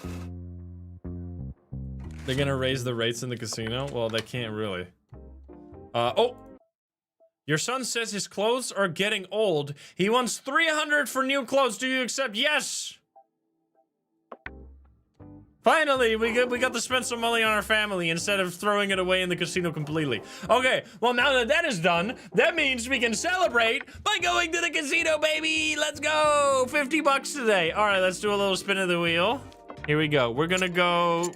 No, not that much. Okay, let's hit him with the 10. Watch this. I'm gonna big win. Big win. We literally just played even. That shit didn't do anything. I feel like blackjack is a lot more... I mean, this shit also feels rigged as hell. Let's go gambling. We need an intervention. No! Oh my god, the fact that it lands on strawberry every time pisses me off. Okay, we're gonna do one more, and then we're gonna do like 2 rounds of blackjack, and then we're gonna go to bed crying. This shit is 100% rigged. It's unbelievably rigged. You can literally suck my fat one. I'm getting out of here. I'm doing blackjack instead. Fuck this. All right, we're doing 10. 19. Suck me. I'm taking a card. Fuck you. Fuck. Okay. 20. 20. I'm staying with 20 when you got a 5. Come on now. You're gonna get 15 and you're gonna bust. Yes, get shit on. That's right, bitch. Okay. Oh my god. Oh, I'm so mad. I'm so fucking mad. I'm so fucking mad. Take a card. Fuck. You keep getting these beautiful cards and I keep getting dookie. Oh! Yes! We're back even, baby. Here we go. It's never gonna end. 13. I'm taking a card on 13. You kidding me, man? All right, you know what? One final bet. Here we go. Chat, help me decide. 50 bucks? This is a big one. Here we go, guys. Please give me luck. Oh my god. 19? But he has a king. That's a tough one. What do we do here? Because this could be 9 or 19, so we could hit it here and just. I mean, staying, but like hitting is most likely gonna end us on 19 anyway, which is not gonna do anything. All right, you guys decide. Everybody is saying stay. I mean, he's gonna hit 20 and we're gonna get fucked. You know? Oh! Are you kidding me? Fuck you! I'm so fucking mad, bro. What?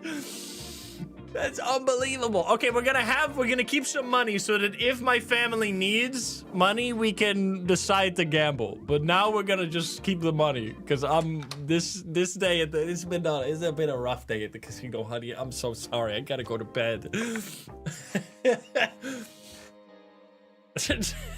Fuck. All right, here we go. It's my side job of being judge. Case subject. The compensation lawsuit filed by Joe Myler?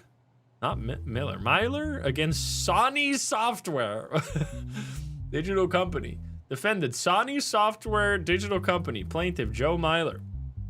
Patient Ellie Myler. Diagnosis major depression. Details. Plaintiff Joe Myler states that his 14-year-old daughter Eli began showing severe symptoms of depression shortly after playing the video game None of Us 2 by Sony. And later lost her life as a result of a murder attempt? What the fuck? Plaintiff Myler claims that the game company is primarily responsible for his daughter's death and is seeking $1 million in moral damages. Additionally, they are requesting that the sale and distribution of the game be halted. Representing the defendant company attorney Alistair Rowe is present at the hearing. Statements. Joe. After my daughter started playing this game, she completely withdrew. Only the gloomy melodies of the game music came from under her bedroom door. She wouldn't eat and couldn't sleep at night. After a while, she began acting as if she wasn't herself anymore at home. When we took her to the hospital, she was diagnosed with major depression. 2 weeks later, her mother found her in her bed. With pillboxes, we learned from the doctors that it was already too late. Statements. Alistair Rowe. Our company does not accept such allegations regarding our product. Before release, our game was clearly marked with an age restriction of 18. The plaintiff's daughter does not meet this requirement. The real fault lies in providing the game to a child, despite the age restriction. Furthermore, there is no evidence that our game caused this illness. I mean, that seems like a very fair defense. Do we have anything else? Mr. Myler, your daughter did not meet the game's age requirement. Why did you not prevent her from playing it? Your Honor, when the game was released, my daughter begged me for days to buy it. She said, Dad, everyone is playing it. I'm falling behind. As her father, I couldn't say no, but no one could have imagined their child would be dragged into such a... Okay, yeah, you're not gonna win this case, sir. This situation sucks, but you're not gonna win based on these facts. Plus, we don't even know if the sole reason for her depression was the game in the first place. Like, this is assuming that is 100% the truth. Even if that's 100% the truth, I feel like the case doesn't even hold up. And it seems highly likely that it wasn't the whole case. Mr. Rowe, what is your defense? Your Honor, we are aware that the continuation of the series is somewhat emotional. For this reason, we released the game as 18 and above. This is not a game suitable for everyone, but we are encountering such a case for the first time. I mean, this is a clear... There's literally there's no room for interpretation here. This is just, they have no leg to stand on here. Not only is there seemingly no evidence, the only evidence that they have for that the game caused the depression is that she played the game and then decided to take her own life. Like, these are not... She never, like, said or, like, wrote a note that was like, because of the game, I decided that it's all not worth it anymore or something. Like, there's none of that evidence. And even, I think, so that's number one. And then the second one is, even if that was the case, the dad still should have prevented, because if the dad said, like, if the dad's defense was in any way like, well, it wasn't clearly stated that it was 18 or something, which also wouldn't have really held up, but he clearly knew and still did it anyway. So, like, obviously that means there's no leg to stand on. So I'm sorry, but what is happening? It was decided that the family will be awarded $1 million in compensation and that the game will be removed from sale. No compensation for the family and removal of the game from sale. The rejection of the family's compensation claim. Wait. Okay, so this is no compensation, but the game removed, and this is nothing. The rejection of the family's compensation and the game remaining on sale. Well, clearly 3. This still sucks, but there's no reason to blame the company for this. Sag.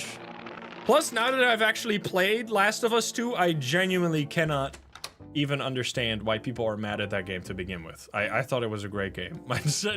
I mean, there's obviously bad things that happen in it, but like, I don't know. I was like, okay, any point now, I'm gonna understand why people hate this game. And then I rolled credits and I was like, I mean, there were a few things that I was like, this is kind of annoying, but I never fully understood it. Big operation to cartel. Members of the Syria cartel were caught smuggling drugs across the border. What the hell? Week 4 case 2. Are these the guys? I actually thought the gameplay was so good as well. I was surprised because, like, whenever you play a story game like that, the gameplay tends to be kind of like just there to get you from one cutscene to the next, but I thought in The Last of Us 2 it was actually really fun.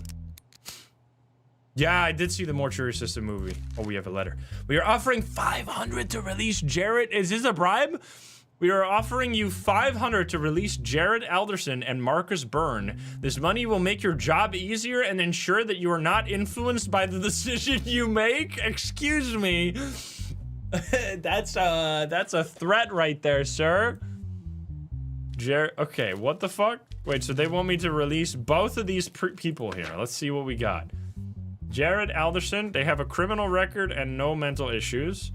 Charges, drug trafficking, taking part in organized criminal activities. Near midnight, a specially prepared hidden compartment was detected in the rear section of a van that was stopped for a routine traffic check. Okay, wait. Also, sorry, 1 second. What do we even do with the money to begin with? We have like a shop, no? I need to actually check what we can do with this. Decorative horse. Antique plate. Plant. And a painting. What does that do for me? What does any of that do for me? Anyway, I don't know. Let's keep reading. Near midnight, a specially prepared hidden compartment was detected in the rear section of a van that was stopped for a routine traffic check. During the search of the hidden compartment, a large quantity of narcotics was seized. Upon examining the identities of the 2 individuals in the vehicle, it was determined that both were connected to the Syria cartel. The way this was organized was not ours. Someone within the cartel must have made a deal with the police. They put us forward as bait. The ones who sent us here wanted us to get caught. I don't know if we talk. If we're punished, but I'm sure the mafia is involved in this. Mike Byrne. The shipment was not normal. There were supposed mafia connections who said they would clear the way. They sat at the same table with us and gave guarantees. Clearly a higher offer made to the other side. They sold us out and increased their own share. I don't know who made a deal with the police, but someone deliberately set this up. They will pay for it. Yeah, that's none of my business. Literally none of my business that you guys got set up. The facts are still the same. Also, they're both snitching, so I don't know why you guys are... Also, who the fuck is Marcus? Oh, your full name is Marcus Byrne. Because he was a Mike Byrne, Marcus Byrne. I'm assuming these are the same people, right? Even though it's a different name. I would assume. What's the evidence? What was seized? I don't know what the fuck that is. It's a bunch of, oh, 25 kilograms of cocaine. Oh my God. 2 submachine guns. Good Lord, man. Jesus. To the lab, to the Breaking Bad lab. Based on your statement, I believe you may become an informant. Will you cooperate? You're thinking very wrongly. What was the mafia you mentioned in your statement? Are you not going to turn them in? Don't worry, our people will make them pay. If you cooperate, we can protect you. Are you considering helping us? You talk too much. Make your decision already so we can leave? Okay, brother. Are you kidding me? That's all you gotta say for yourself? You talk too much? I'm the fucking judge, bro. It's my job to talk to you. No digital evidence? Well, you fucking suck then. Yeah, there's no emails or anything. Well, goodbye. The crime is called... I mean, clearly they did it. Like, clearly. Taking part in organized criminal activities and drug trafficking. Let's see what those crimes are. Wait, did they have, You have a criminal record. So they both have criminal records, and they both have mental tests that are positive. Okay, so... Narcotic crimes. Drug... Okay, no, this is not... Traffic? This is traffic offense. That's not the right one. Taking part in organized criminal activity. 16 years, so they get 24 years from that, huh? 24, and that's the first crime. So 24 years plus 24 years and a $750,000 fine? Holy fine, bro. Okay, so 48 years and a $7,500 fine. And they had guns, right? I don't know if that matters. I mean, I'm assuming these crimes are the charges are the only ones I have to look at, right? These 2 charges. So 48 years, $75,000. I mean, it's clear unless we want to be bribed. Like that's the decision we're making here. Do we want to be bribed or not? Because the case is clear as day. You guys, I'm not for sale. I'm not for sale. Include the bribe in the amount that they have to pay. Guilty. Years, 48 years and $750,000. My goodness.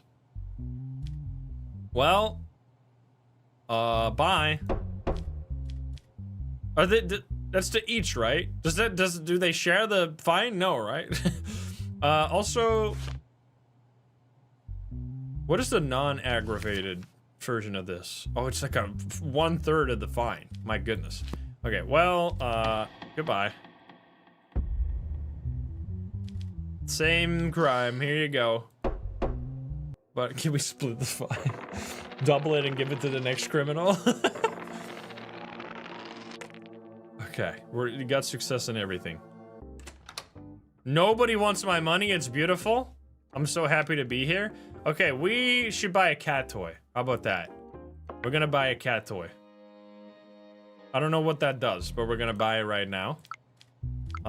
Cat toy. Yes, please. Purchased. Buy a product in the shop. Achievement unlocked, baby. Alright, let's see. Who are you? I'm unlocking this first. Oh god, this again. Ooh. Lucky? Lucky? Lucky? I'm insane? Oh, come on. We were on such a roll. We were on such a roll! Okay. Holy shit. No!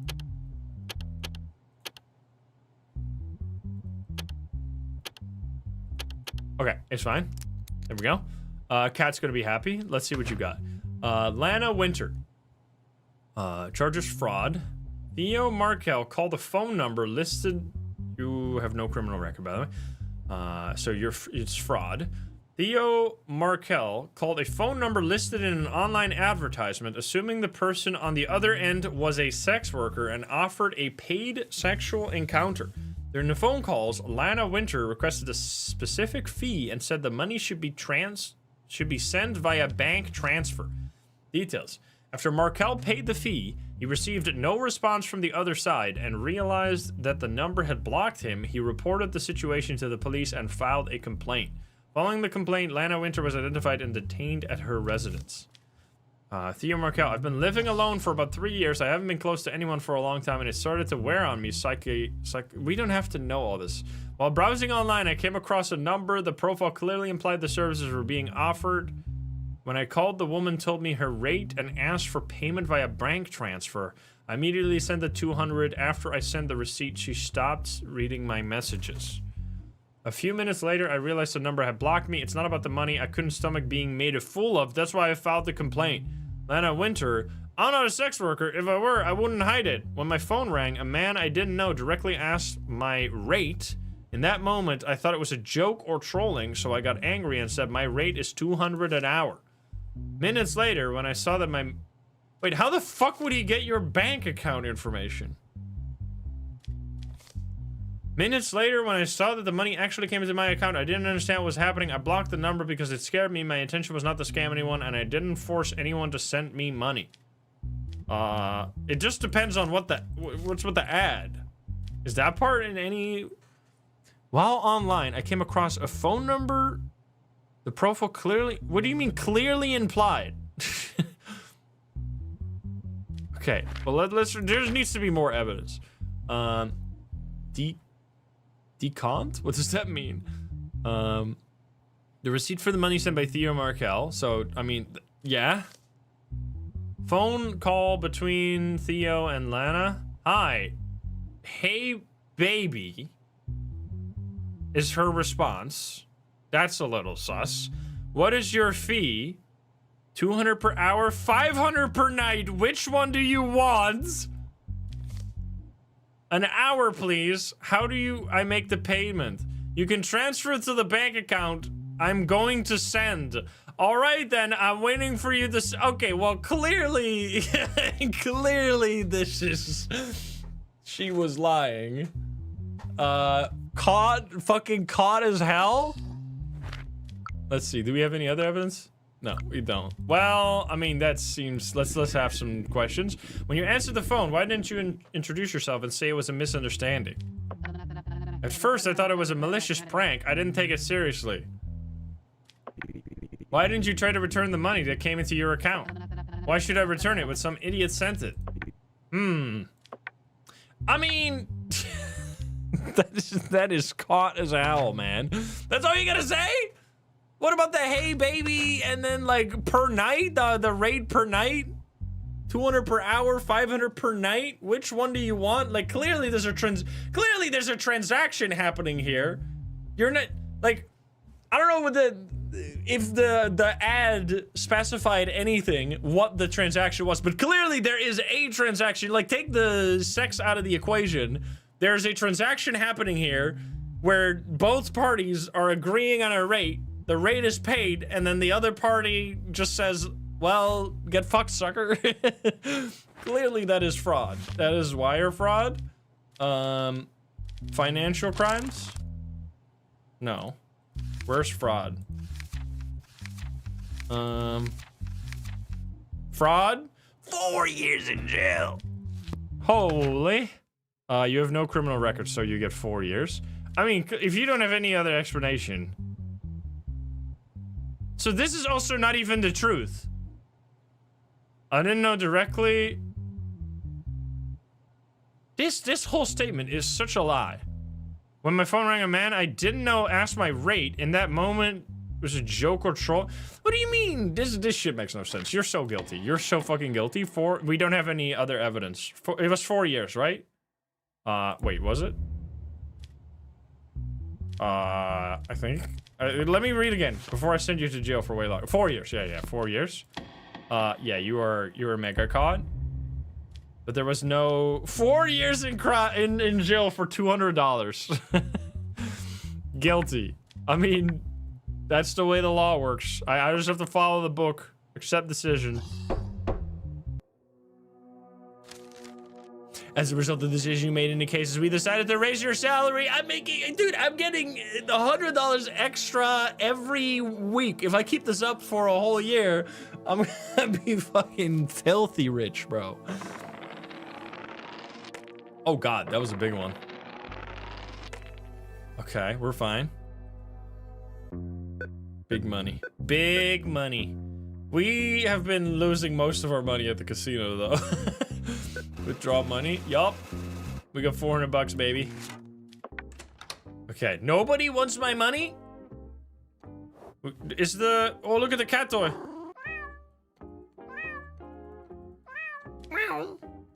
Let's see the bar. Is this getting more expensive? $40 in total. You absolute fucking scammer for a wine? Come on, man. Unfortunately, I can't. They don't want anything, right? I just want more stuff. Let's get this beer so that we have full mental health, because it might matter. I don't know why it would matter. We're taking a wine, and then we're gonna do one bet, guys. One bet at the casino a day keeps the... I don't know what how I was gonna justify this, but I'm gonna double it and give it to the next gambler. 50 bucks. Here we go. Unless he gets blackjack, then we go it again, because that's fucked up. Oh my God. I'm so mad. I'm so mad. I'm unbelievably angry at your fucking stupid 9. I mean, I gotta stay. God damn it. I'm so mad! Oh, man. All right, fuck me. Get out of here, bro. Get out of here, you fuckers. Stupid ass casino. Go to bed. Sorry, honey. It was a rough day at the job today. What do we got? No evidence. Oh, there's digital evidence. Human trafficking. Samir Haddad? Charges human trafficking. The incident occurred after midnight during a routine check along the Treyarch borderline. The patrol team signaled for a suspicious minibus to stop. Although the vehicle managed to escape for a while, it was eventually captured after a pursuit. During the inspection of the vehicle, it was observed that multiple migrants of undetermined nationality were being transported in cramped conditions. Therefore, an investigation was immediately launched against Samir for human smuggling. Samir says, I knew how dangerous this job was, but I had been unemployed for a long time, and the burden of not being able to support my family never left my shoulders. In this economic crisis, I reached a point where I would do anything for money. I have 11 siblings. 11 siblings! Oh my God. What's the digital evidence? Okay, facial recognition was done, Samir. So he's driving the minivan. So that's definitely proof. And he is trafficking people, right? There's no... I mean, we're a judge. Saying, have mercy on me, I need money. It's not a legal defense. In your statement, you say you did this to support your family. Does your family know that you did this? No, Your Honor. My family never knew that I was involved in this. They only knew that I was in a difficult situation. Why didn't you look for a legal job to deal with your financial difficulties? I tried. I applied for various jobs, but I wasn't accepted in most places due to my lack of experience. I found short-term jobs, but I couldn't keep those either. So how did you find this job? A friend told me that this kind of work was going on around the border. When I looked into it, I got in touch with a few people. That's all the questions we're gonna ask. We're not even gonna dig any deeper. Okay, how many people were in there? Multiple. Okay. I mean, he's literally just pleading. He's literally pleading guilty with the addition of please don't send me to jail. Like he's pleading no context pretty much. Like my hands are tied. What is this? Smuggling? Human trafficking. 8 years. He doesn't have a criminal record. Right? I mean, honestly, the other person got 4 years for for scamming someone out of 200 bucks. So I feel like this guy honestly gets away decently all right. It sucks. This is a big I sentence you to this fucking sucks, but I'm sorry. The The law stands. Guilty. Jail, 8 years. Accept decision. F. I really wonder what happens when you fail a judgment. Like, how the hell does that work? Oh! Yo, everybody's tweeting! They love me. Because as we all know, Twitter is such a wholesome platform where they would totally say, justice has been served, smirky face. Instead of some, like, unhinged, insane garbage. Nobody wants my money still? Bro. Ask me for some money. I got it. 300 actually. Holy shit, I'm rich. All right. Well, you know what that means? Another day, another time at the casino. Here we go. All right, let's do 25 so we can do 2 bets. We have 50 bucks a day. Oh, you absolute shitter. You absolute shitter. Why did I click stay?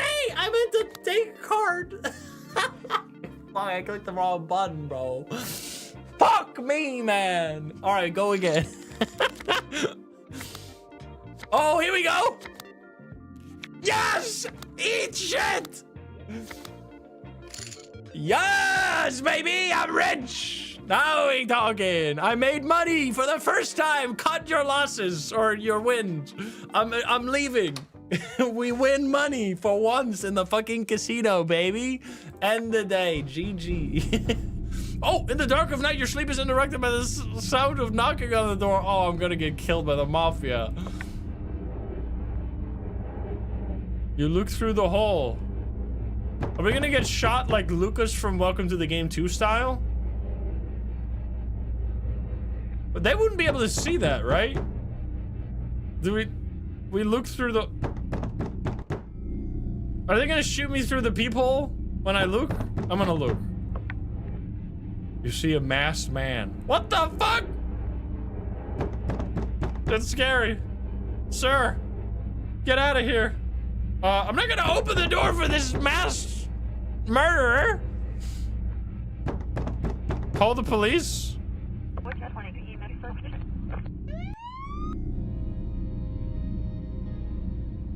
Like, you would open the door there if you did like the bribe or something.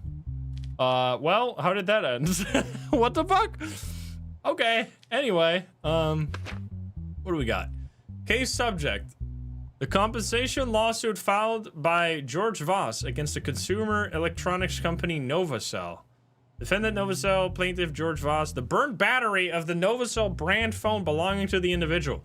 Details. Approximately 3 months ago, George Voss purchased the newly released N15 Pro model mobile phone from Novacell's store near his home. He stated that he charged the phone only with the adapter and the cable that came in the original box, and he did not use any other brand of equipment. On the day of the incident, while George was using the phone plugged into the charger, the device's battery exploded violently, with fragments hitting his hands and face, causing physical injuries. After the explosion, burn marks appeared on his face, and material damage occurred in his home. What? Details. George, who applied to the Novacell authorized service, was turned away on the ground of user error exploding the phone, and was even dismissed without any inspection, having the phone hung up on him. As a result, he filed a compensation lawsuit worth $250,000? Add a few zeros to that, brother. Are you kidding me? In this case, the company Novacell is represented by attorney Elian Marks. Statements. George Voss. I had owned the phone for less than 3 months. I always charged the device with its original adapter, strictly following the instructions. That day, while the phone was plugged in, it exploded in my hand. Flames suddenly hit my face. I didn't even understand what was happening. Furniture in my home was damaged and became unusable. When I called the authorized service, they did nothing except defend their own product. They said, our phones don't explode. You must have used it incorrectly. What do you mean? In what way could you possibly use a phone incorrectly to the point that it fucking explodes? Put it in a microwave? Like, genuinely, that's like the only thing you could do. I suffered severe physical and psychological damage. They must be held accountable for this incident. Elian Marks. Novacell is a brand with international quality. certifications. Our products undergo hundreds of stress tests. The plaintiffs claim are unfounded. Such explosions usually occur when users use third-party chargers or damage the battery. We believe this incident is a smear campaign against our company. Genuinely, how in the world could a phone explode by a third-party charger? Let's read the evidence, shall we? Evidence. The phone conversation between George and Novacell. I mean, maybe he's lying completely and there was no damage and all of it is fabricated, which we're gonna find out by the evidence right here. Who knows? At least it doesn't seem great for the company right now from the first look at the case. George Voss and Novacell customer representative. Karen, of course. The name is Karen. Novacell support 9. This is Karen. How may I assist you? Your phone exploded in my hand. My face is covered in burns. I can't use my hand. We're sorry, but this is caused by user error. Please read the user manual for battery safety next time. I only used the charger you provided. What am I supposed to do now? Our devices do not explode for no reason. I won't be able to help you. Good day. I will sue you. Are you fucking kidding me? That's all you got? That's the whole thing, huh? Novacell says you're at fault. What do you say to that? I think this is an attempt to evade responsibility. They neither conducted an inspection nor provided me with a technical report. Without even listening to the incident, they blamed me and closed the case. In the plaintiff's statement, it is claimed that you did not take him seriously. Is that true? Let's see what they gotta say for themselves. Absolutely not, Your Honor. We are a company that prioritizes customer satisfaction. However, we believe the incident resulted from usage contrary to the device's normal operation. Therefore, we did not accept the claims. What do you mean? Then investigate it. Then investigate it. What do you believed it? What? Well, I believe that you owe me $1 million. Pay up, motherfucker. There are many people who try to exploit companies in this way. They should not be taken seriously. You're fucked. You're fucked. $100 million. It was decided that George... Bro, can I not add some more money to this case? This is crazy. I was decided... I mean, if that's the most I can give him, that's it, I guess. We can either give him $250,000, or it was decided that George Voss was in the wrong and no payment. It was decided that George Voss was justified, but would receive only a refund of $1,000 limited to the product price. Obviously, we're gonna give him the money. Are you crazy? That's the freest case in my entire existence. Shit explode. I mean, we didn't see like any pictures of like the extent of the damages to his like limbs and furniture, but everything was improperly handled there. Also, you know what this means? We have another day with no requests from family. We're gonna double it this time. We're gonna do even better at the casino today. Let's hit him with a 25. Watch this. Oh, you fuck. I'm so mad. I'm gonna hit 11. Or I'm gonna hit 21 with a 5. Watch this. Ooh, baby! Yes! Yes! Another day, another win, baby! Bye! Sayonara, motherfucker! We make another day and we make another 25 bucks. Nice. We're rich. Let's go. End the day. Yes. Oh.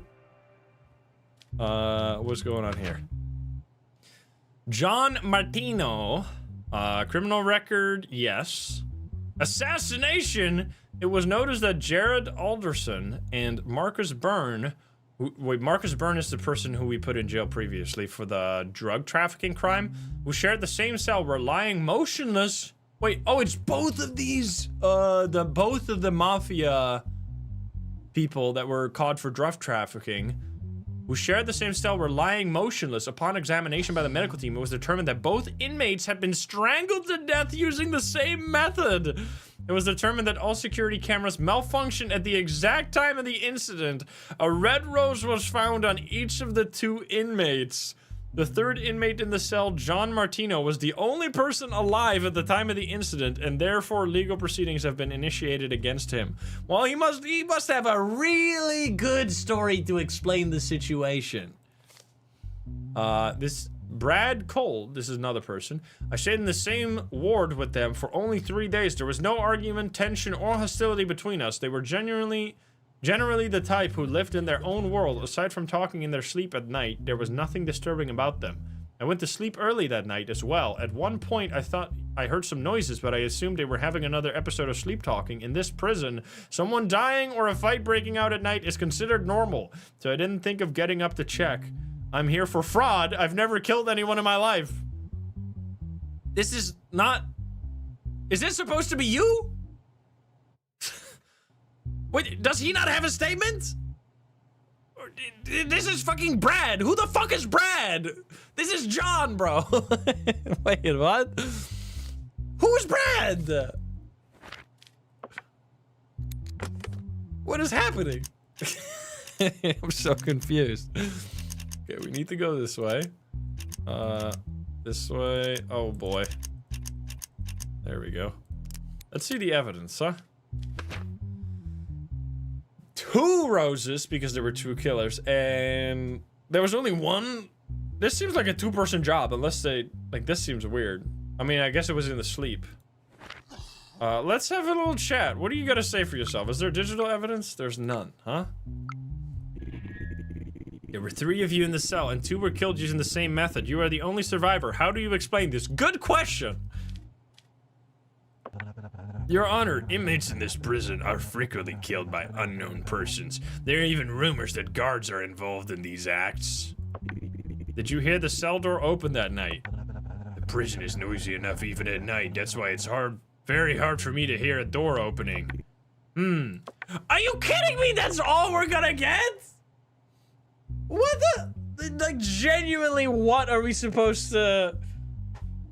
That's stupid. What? So, let me get this straight. This person and 2 other people were in a jail cell. Both of them get strangled to death in the middle of the night, and his defense is, I didn't hear anything. I mean, it probably wasn't this guy, but this is the craziest case. He didn't even give a fucking statement. He didn't even, he just, Brad gave a statement, and I don't know who the fuck Brad even is, man. I mean, what did he even say what he's in for? I mean, we have no evidence. There's no fingerprints, no cameras, no nothing. So, like, we can't, there's not enough evidence to convince this guy, but like, or to convict this guy, but there should definitely be more of an investigation into this. Like, did all of the cameras turn off? Is there no camera, like, in the street leading up to the prison? Are there no, who got in and out in the whole day? There's nothing at all, huh? Well, I guess we're gonna go with, I mean, clearly they're trying to get me constantly to frame someone for this case so that it's not gonna, like, come back to whoever's actually doing this. So I have to say that you're innocent, but this shit is sussy as hell. Anyway, I'm gonna buy a decorative horse real quick, or whatever the fuck we can buy. And 500 bucks, how about a plant? Indoor plant, baby. Yup, 250 bucks. All right, sir, what were you in here for again? Oh yeah, you're innocent. Not guilty.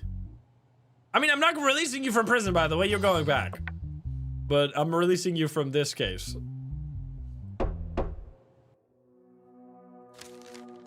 As a result of the decisions you made in the case, we decided to raise your salary. This week, you will earn 1,000 bucks, baby. I'm super rich. We're making so much money every week. Holy. All right, now my family needs a lot of money, probably. And I have a plant. Incredible. We got 500 bucks, man. The lady at the casino is gonna be so happy with me. Oh. Your daughter wants a smartphone for 700. Ah! Wait.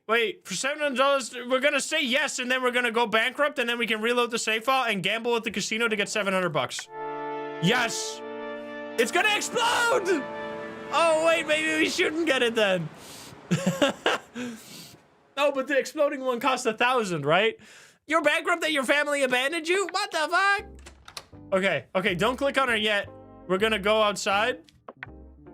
And we're gonna make... We need to make 70 bucks at the casino. Can we take out a loan? Yes, but loans are worse than making money. So watch this. Oh, oh, that's good, that's good. This could be really good. Oh, stay. Oh my God. You get fucked. You get fucking fucked. Okay, one more, baby. Surely this will work. Oh, my luck is, oh, baby! I don't have to do anything. Yes! Holy shit, man. I didn't do anything and I got 700 bucks, baby. Get out of here. Now we're talking. My unlucky streak is finally at an end. Gambling saves my daughter. Your daughter wants a smartphone from you as a birthday gift. The price is 700. Do you accept? We're gonna do that. I hope it doesn't explode. Accept your daughter's request. Let's go. Now, to celebrate, we're gonna gamble away the last 30 bucks we got. Let's go. Casino time, baby. We're doing it in increments of 10. Watch this. Oh my God, my luck is insane. Oh, never mind. Okay, well, I'm staying now. Oh, it hurts. Okay, I'm just doing everything. Oh, shit. Oh, shit. Yes. Oh my God. All right, double it and give it to the next gambler. Watch this. I'm fucking rich, bro.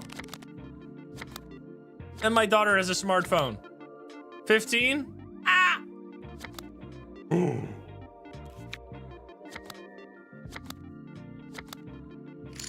Oh, baby! I'm out of here. That's crazy. We got 80 bucks in the pocket. We doubled it, baby. Go to bed. Good day at the casino, honey. Let's go. Case 1, week 6. Okay, there's a lot of people here. Let's read all this stuff. Case subject: the landlord Jonah J. Eastwood's request for eviction and debt collection against the tenant Isabella Sierra due to long-term non-payment of rent. Defendant Isabella, plaintiff Jonah. Details: legal action has been initiated by the landlord Jonah against the tenant Isabella for failing to pay rent for nearly 4 months. The landlord Eastwood states that the tenant violated the lease agreement and that the delays became persistent and the warnings were ignored. The landlord demanding that the tenant vacate the property and also pay the accumulated debts along with late fees. Statement: Jonah, my tenant hasn't paid a single penny for 3 months. I warned them repeatedly, and every time they stalled with next week, the week after. On top of that, they constantly bring in large groups of guests and turn the building upside down. I brought the downstairs neighbor as a witness.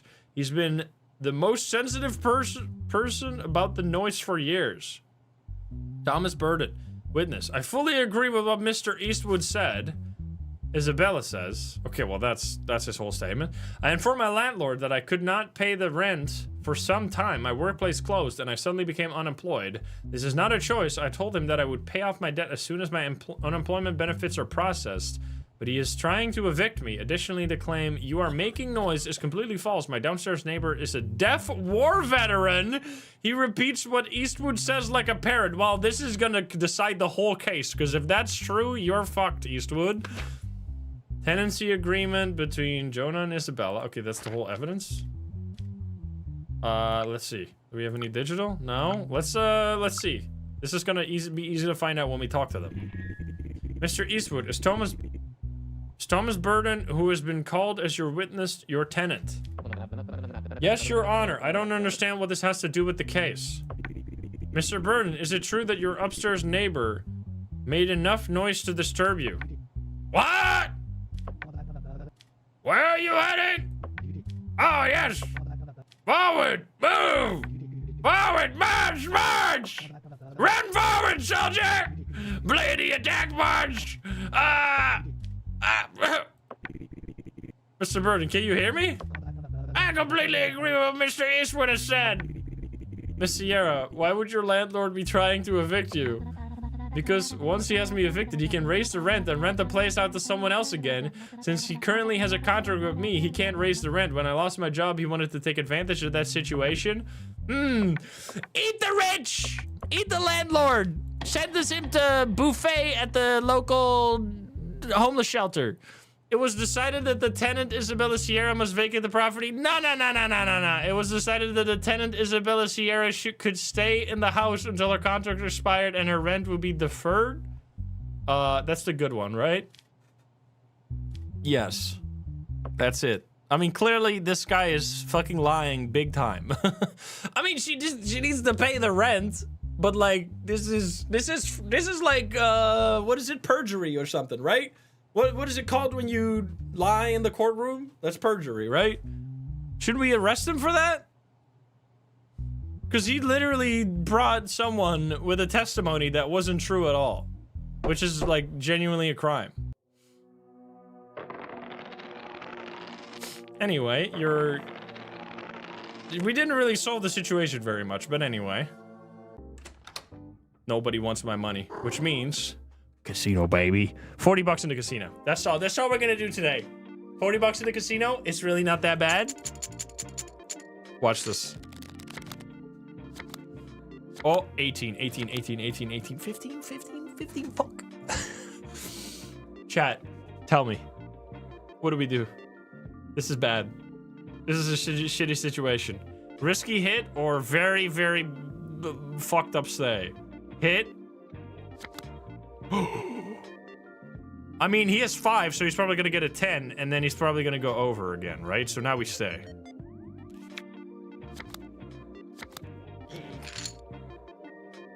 Oh, okay. We had 17. Both of us had 17. Oh, man. Oh, yo. No, you gotta be fucking with me, man. Get me out of here. Honey, I'm home. Honey, please. Go to bed. Fuck, dude. Fuck me. I'm gonna go through the bathroom. Fuck this. I'm gonna process the situation. 1 second. No!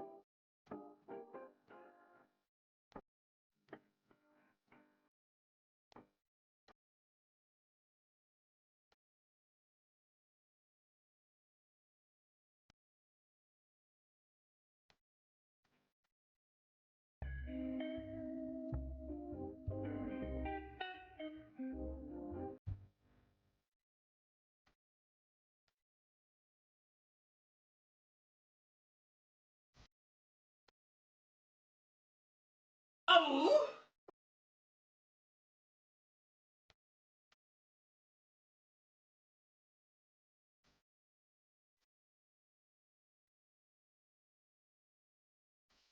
Guys. My money. My money. God damn it.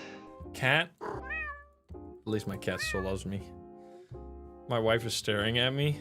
They're all staring at me except the daughter. And the cat, I guess. Anyway, and today.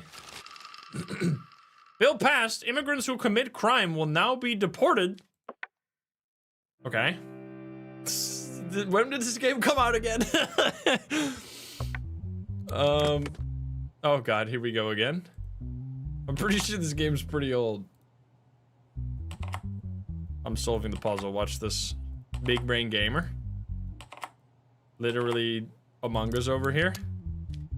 Alright, what do we got? Clifton Witt. Fingerprint, all kinds of stuff. National status, yes.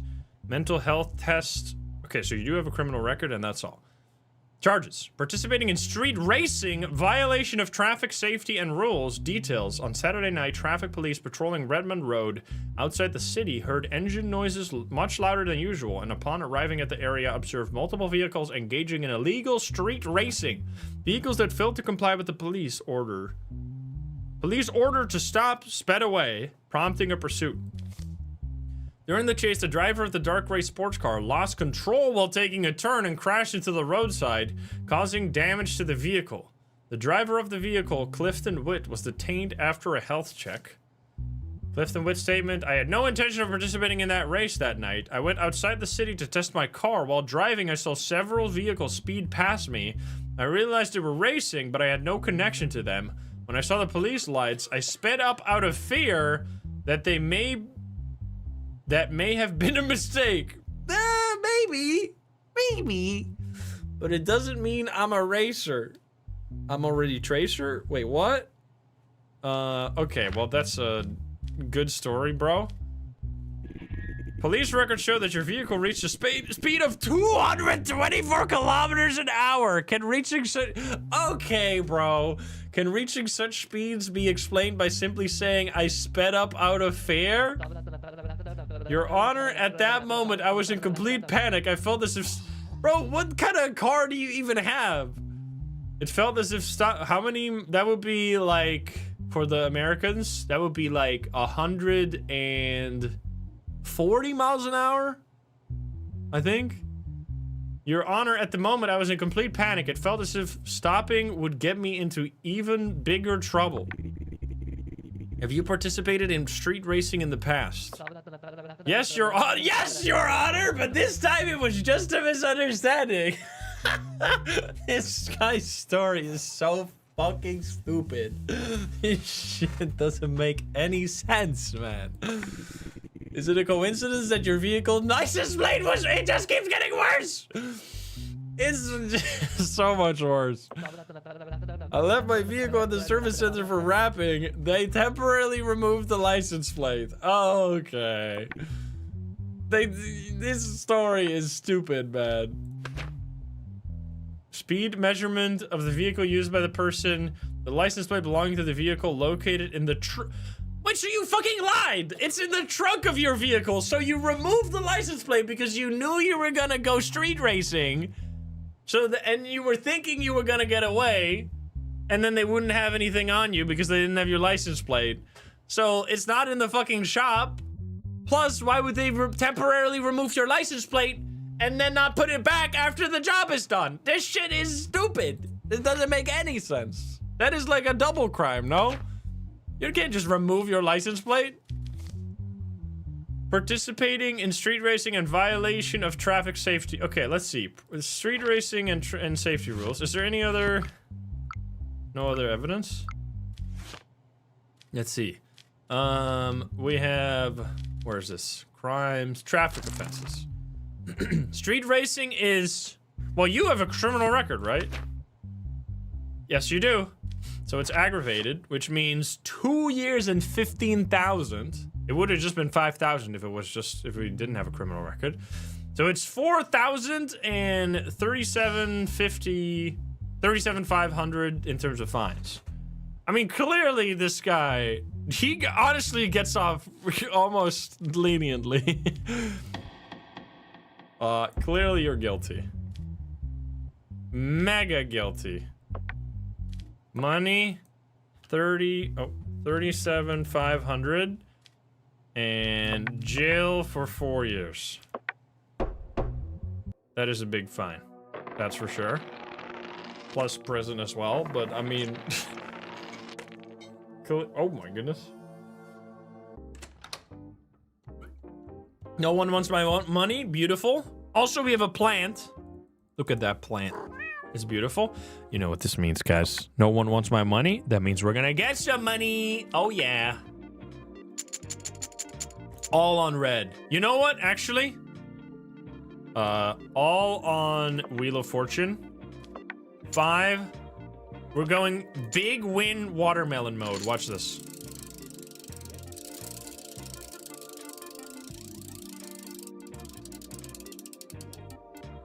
You fucking scammer. One more. Big watermelon win incoming!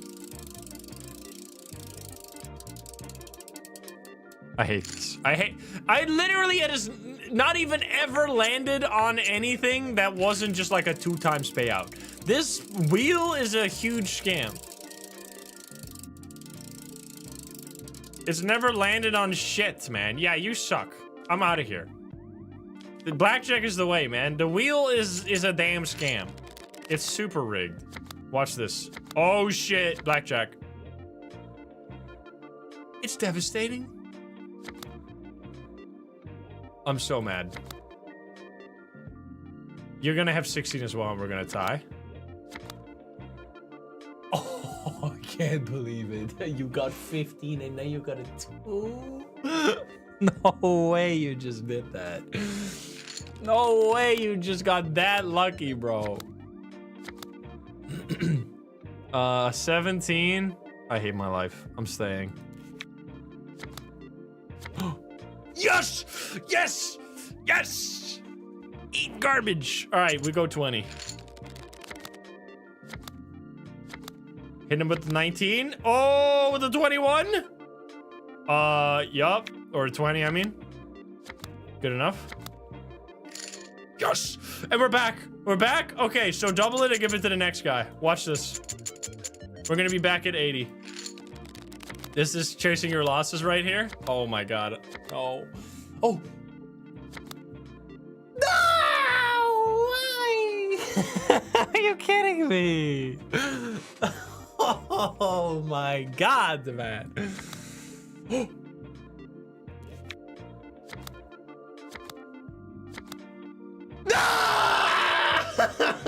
No way! No! No! That's crazy! Oh, come on, man. Fuck! I'm going to bed. That shit is insane, bro. That was so unlucky. All right, anyway, I have my side job of being a judge again. Extortion? Julian Hale. In an incident that occurred last week in the late afternoon on Rowley Street, the victim, Marissa Clayton, panicked after her phone was snatched from her hand while walking home. She sought refuge in a nearby cafe and called the police from there. The cops reviewed cameras from nearby businesses and identified the suspect as Julian Hale. Hale was caught at the entrance of an apartment in the Riverbend area and taken to the station for questioning. Marissa Clayton, when I got off work, it was getting dark. I use Rowley Street every day. It's a busy street, and I feel safe there. That day, I had headphones on, so it took me a few seconds to realize what was happening. Suddenly, someone bumped into my shoulder, and at the same time... Yeah, oh, this is her. I was like, this story is strange. Suddenly, at the same time, yanked my phone out of my hand. Then I ran away. I was shocked. I thought about chasing them, but I was scared. Julian Hale, I didn't want to hurt anyone. Recently, my life completely fell apart. I lost my job and my landlord was at my door over the rent. My head was buzzing. As I was walking down the street, there was a woman in front of me holding her phone in her hand. It was an impulse. The only thing I was thinking at that moment was if I sell this, I can get through the rent day. That's not a criminal defense, sir. You're admitting to the crime. I can't exonerate you on the basis of feels bad, man. That's not a legal defense. Feels bad, man is not a valid legal defense. There's one digital evidence. Well, I mean, case closed. There's nothing I could do. What is the mental state? It is positive. Oh, no! National status is no! I have to deport this guy for this? No! What? Oh, man. Criminals without citizenship must be deported without penalty. Does not apply to those who are not guilty, obviously. What is the penalty? Let's see what the penalty would be. So this would be stealing.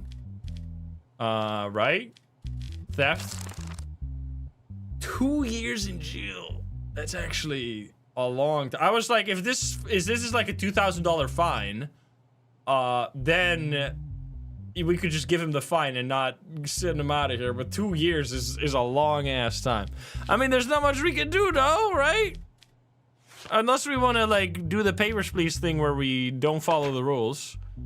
But like clearly the rules indicate that this is a crime, and he admitted to the crime. Outright. I lost my job and my landlord was at my door over the rent. My head was buzzing and I stole the phone.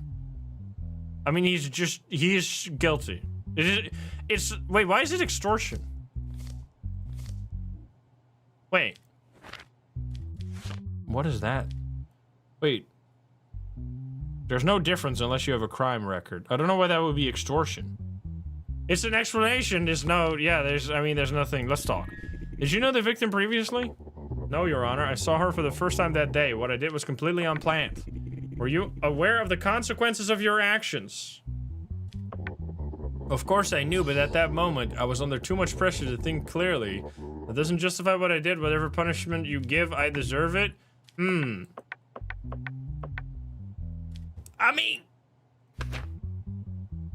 mean, this would just straight up be like, I mean, if this was a jury case, they could exonerate them, but I'm the judge and I have to follow the law, so there's not much I can do. If this was jury, they could do like jury nullification, where they like, even though they say that the crime has been committed, they could still exonerate them. I don't know why I mean, it doesn't matter. The charge is either theft or extortion, and the punishment is the same, so it doesn't matter. Like, there's still the same punishment, which means, and either way, it doesn't matter, because the punishment is not... We need to follow this rule instead. Criminals without citizenship must be deported without penalty, so there's no penalty. Well, this sucks. 07. F. I feel bad, but I'm a judge. There's not much I can do. Feels bad, man. Banana Republic.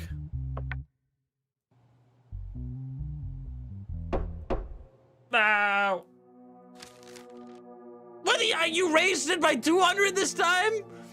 As a result of the decisions you made in the cases, we decided to raise your salary by 200? What the hell? Does that hurt my sanity? It should. Bro, we're never fit. Is that me getting shot, by the way, or me getting imprisoned? Is that what's happening? Oh my god, we got so much money. We can buy a decorative horse. Holy shit. Oh. What the fuck? Your wife wants a car. A weekly payment of 1,000 will be able to... Wait, what the fuck? Your wife wants a car. A weekly payment of 1,000 will be a total of 15 weeks of payments. Once accepted, the first installment is paid right away. Your sanity will drop severely. We're gonna say yes and get sent to jail or get bankrupt. And then we're gonna go gambling? How are we gonna get that much money? Can we do a loan?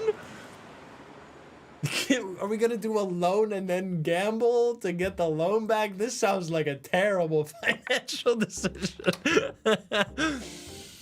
Oh man. Can I hold this choice? What am I supposed to do? How do I do a loan? How do I do a loan? Here? Wait, are you telling me that I can only do a loan on that one screen at the start? When I don't even know my... Hit the ATM? Where? At the teller. Where, how do I access that? Is that in the casino? Where's the ATM? When you withdraw? Yeah, but when I withdraw, I don't know my expenses of that week yet. Like, how the fuck am I supposed to... I can only do that when I don't know yet how much money I'm gonna need. That's silly. Can the calendar doesn't do anything. Okay, I don't think I have a choice. How about... I mean, we have to either make the money... Because we have to pay it now, right? Unless we can... Alright, let's try to get it from the casino. Trying to hold it doesn't matter because we're still gonna have to decide this before the next week, right? Before we get our next paycheck. No, we're not gonna save scum. We're just gonna accept our fate. We're just gonna make money. Watch this. I mean, we could just take the sanity hit, you know? Like, that's the worst case that can happen. Or we could win one time with $500 on the line.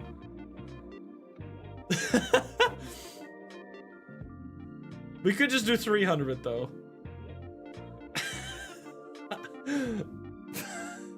Oh no. Let's do 300. I'm so scared. Start. Please, please. My life savings are on the line. Oh my god, what do we do, guys? With the 5, we should probably stay, right? Because then they're just gonna hit 15 and then 25. Oh, please. Okay, guys, can we pray for my wife? Please.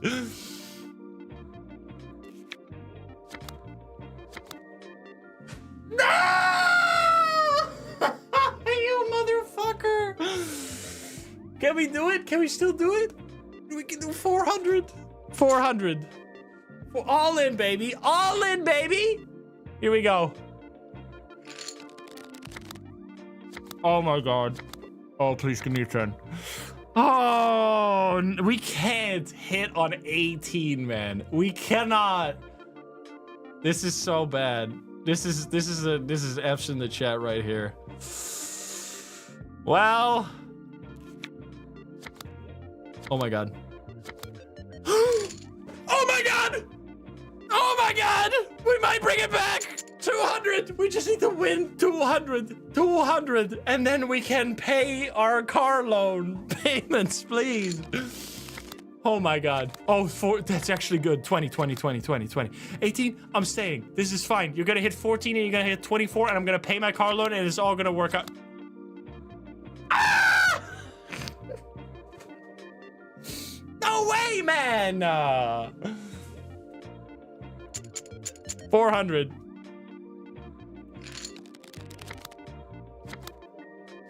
$19.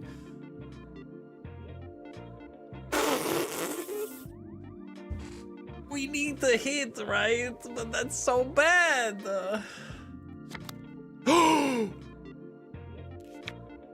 We just need to win once. We just need to win once. We just need to win. Yes! Get me out of here! We did it! Yes! We fucking did it! Honey, I went to the casino and I got our car payment. Your wife wants a car. A weekly payment of 1,000 would be a total of 15 weeks of payments. Once accepted, the first installment is paid right away. So now we need to pay 1,000 every week. Oh my god. Okay, well, here we go. Yup. Holy shit, we did it. We're gonna have to take a loan and like put it all on fucking red next week. This might be bad. All right, here we go. Good night. We fucking did it. Bomb attack on Parliament! The Kasira cartel carried out a bomb attack at the Parliament building. 19 civilians lost their lives and 2 members of the Parliament were injured. The cartel leader has been captured.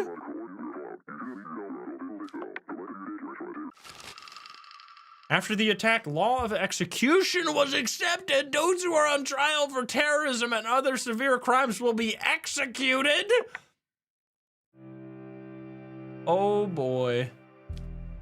Well, possibility of arrest 0%. Oh shit, look at that. Armando Bloom. Charges terrorism, taking part in organized criminal activities. You have a criminal record Details. In last week's Parliament's attack, it was determined that all 5 attackers who detonated themselves at the scene were members of the Caceria cartel. In the extensive operations carried out after the attack, 18 cartel members have been captured. Details. Some of the captured members turned informant and identified Armando Bloom as the coordinator and instigator of the attack. Armando was taken into custody during a raid carried out at his home. Armando Bloom, if we are sitting here today, the only reason is the state's corrupt system. We had weapons in our hands. They had power in theirs. Yes, I gave the order for that attack because they slaughtered Jairus and Marcus in prison. The state and its leash dog, the mafia, betrayed us. They sent my 2 best men to the grave right before my eyes. There was bound to be a price for that. Well, you literally just admitted. There's only 1 digital evidence? Oh, 2. A photo fit of the cartel leader drawn by confessing cartel members. Well, that fits. Audio recording found on the phone belonging to Armando Bloom. We are awaiting your orders. Oh, we are awaiting your orders, sir. Enter the parliament at its most crowded time. Bring that building down on their head. But that will be... Do not question my orders. Your orders will be carried out, sir. Well, how do we get that recording? Are you regretful of the actions you planned? The only thing I regret is not being able to make you all suffer more. When you mentioned the mafia in your statement, who exactly are you referring to? Can you name them? Being in this position today doesn't make you safe. They will surely test you too. Who knows? Maybe you are already one of them. Well, this doesn't really seem like much of a difficult situation right here. Terrorism, aggravated sentence, execution. I mean, you have... I can't really do more than execution. Taking part in organized criminal activity. That's also... I was just wondering if there was a money fine in this included. Well, I mean... It's the judgment is clear. You have a criminal record, so you get the aggravated crime, which means off with his head.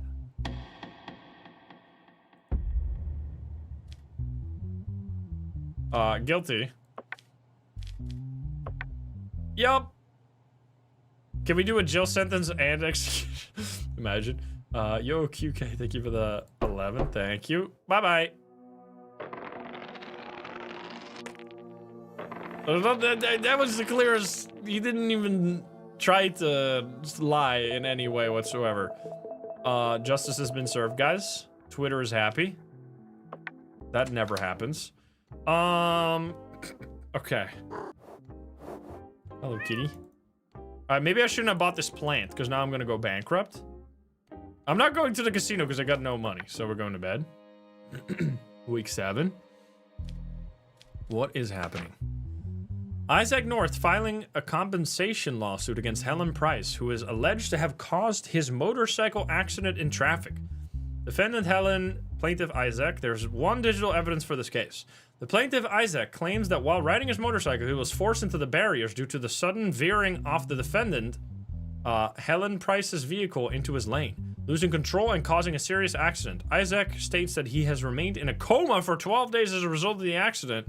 Isaac is seeking $500,000 in compensation due to the physical injuries and psychological trauma caused by the accident.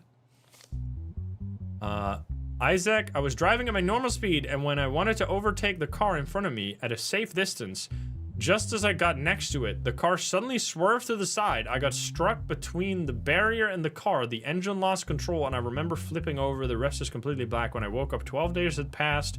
What frustrated me is the most is that the woman didn't even stop to look after knocking me down.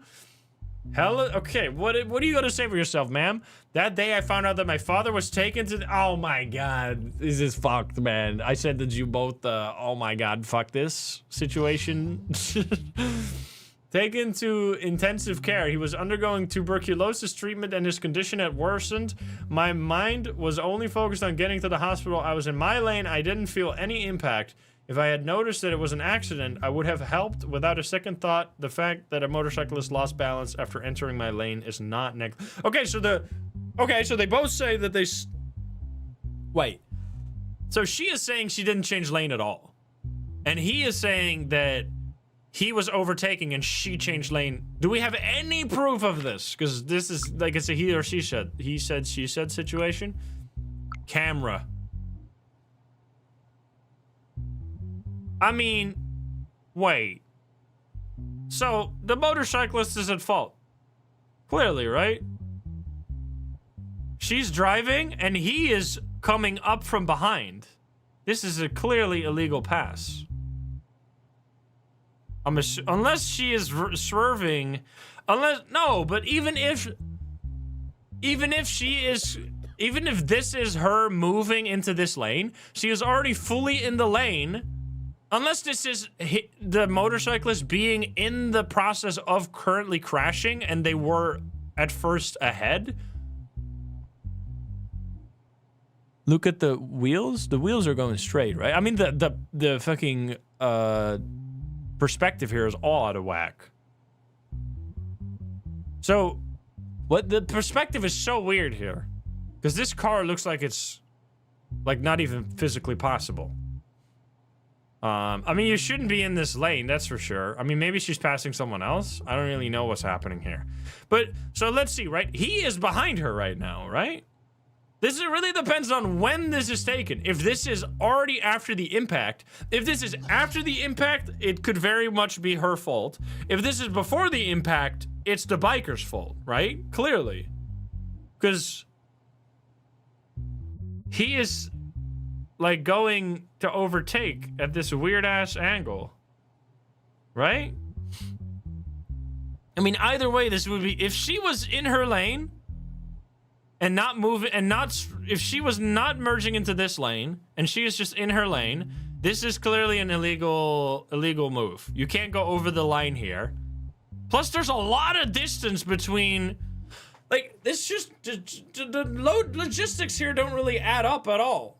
Like, unless she, after this moment, swerves all the way over the line, it doesn't make any sense that they would collide here, right?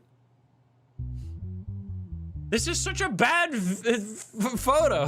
There's no, we need movement in this, man. Let's ask some questions.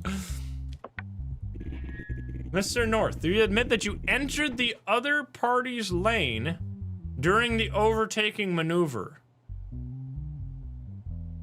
Okay, so we're asking this to the bike driver.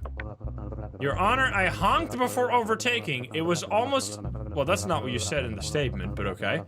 I honked before overtaking. It was almost impossible for her, not to see me, yet she gradually veered to the left. Moreover, while I was fighting for my life at the moment of the incident, the other party did not stop at all. Miss Price, it is highly unlikely that you did not notice the motorcyclist falling at the moment of the incident. Did you really not hear anything at all? Your Honor, at that moment, I was solely thinking about my father's health condition. The car windows were closed, and I was acting under a sense of urgency. That's why I didn't hear anything. Oh, that's all we're gonna get? So, like, oh, man. Okay, so you can see, like, I don't know how much of this is just, like, weird perspective of the drawing. It seems like he is already in the act of falling right here. The question is, like, we need to inspect the damage on both of the vehicles. Like, did the vehicles ever actually collide is the most important aspect here. I don't see any damage here, but, like, this is the worst picture of this at all. Like, if she is in this lane and not moving, and she didn't come from this lane to merge into this, then he is clearly overtaking illegally, and it also seems highly unlikely that there would be, because he is saying that he got crushed between the barrier and her car, right? Isn't that what he's saying? I was driving at my normal speed, and I wanted to overtake the car in front of me at a safe distance. Just as I got next to it, The car suddenly swerved to the side. I got stuck between the barrier and the car. This is just not what's in the, like, this is clearly not in the footage, right? I mean, yeah, you can't leave a car crash, but my assumption of this situation is that she never actually got hit. And he just tried to go around it and fell in the process of his illegal overtaking. Like, that's what it sounds like to me. That she never actually got hit. He was trying to overtake across the big fat line, and he fell in that process without actually hitting the car. That's what I thought. That's what it looks like to me on the video. Well, the video literally being one image. I got stuck, because this doesn't make any sense. I got stuck between the barrier and the car. Like, unless she literally, like, that, right? I got stuck between the barrier and the car. The engine lost control. I remember flipping over. Him getting stuck between the barrier and the car makes no fucking sense with the distance between this. Like, unless she literally, at this moment, went fucking... and fucking went all the way over the white line, all the way into the side, and then somehow crushed them, but it just doesn't add up. His story is also, his story is also changing, because at first he was saying, there's a safe distance, it's all a safe maneuver, and now he's suddenly saying that he honked, which he didn't say before. Plus, like, I think it's the biker's fault. Just his story is changing. And I'm not doing this out of, like, her being in a hurry and going to the dad that's in a hospital literally is not relevant to my decision here. I think that the way that I'm interpreting this is showing that he is overtaking illegally while she is in this lane, and he, while doing this illegal maneuver, fell over, and she never got hit, which is why she didn't hear it. That's my decision, and I'm the judge, jury, executioner, so I'm gonna say that there was no need to pay a compensation because there was no crime. Also, $500,000. Like, this would ruin her life, where there's basically, in my opinion, absolutely not enough evidence with this. So I'm saying, I mean, obviously his life could be ruined too. I don't know, but it seems, as I have explained many times, I think the biker's at fault in this situation. So I'm gonna say that there is no need to pay, because of the way I'm interpreting the image, which might not be the way it was meant to be interpreted, but it's just very hard to interpret an image as like footage, because there's no movement in it. You can't see what happened before and after. Well, I have nothing to do besides pet my cat a few times and then go to bed again. No, I think that was I think that's what it showed. Like, genuinely. Like, no... I think that was the right decision. Involuntary manslaughter! Elian Vornet, Karol Mojave urgently took his 2-year-old baby to the hospital at night due to severe discomfort. An X-ray examination revealed a foreign object in the baby's stomach. The baby's doctor, Elian Vornet, stated that the object had to be removed urgently through surgery. Dr. Elian Vornet, the surgeon responsible for the operation, informed the family that the surgery had gone smoothly and that the baby condition was good. However, after the baby was discharged, the baby's condition deteriorated severely and passed away the following day while being rushed to the hospital. Autopsy revealed that a gauze was left inside the baby's stomach during surgery, and the cause of death was recorded as this negligence. Following this, Karol Mojave filed a complaint against the surgeon responsible for the operation. I mean, that's clear. That's medical malpractice. Karol Mojave, our 2-year-old baby, had a high fever late at night and was vomiting continuously, so we rushed to the hospital. After tests, we were told that the surgery was necessary. Dr. Elian Vornet reassured us by saying the surgery went well. However, after being discharged, our baby's condition suddenly worsened. I was devastated when I learned from the autopsy results a gauze was left in my baby's stomach. This doctor took my baby from me. Because of his negligence, my baby died. I'm deeply saddened by the incident. On the day of the operation, I was under intense emotional pressure. I sentenced you both that this fucking sucks, man. I was under intense emotional pressure. I thought I was performing the operation carefully, but I must have missed the gauze during the check. I accept responsibility for this mistake and apologize to the family.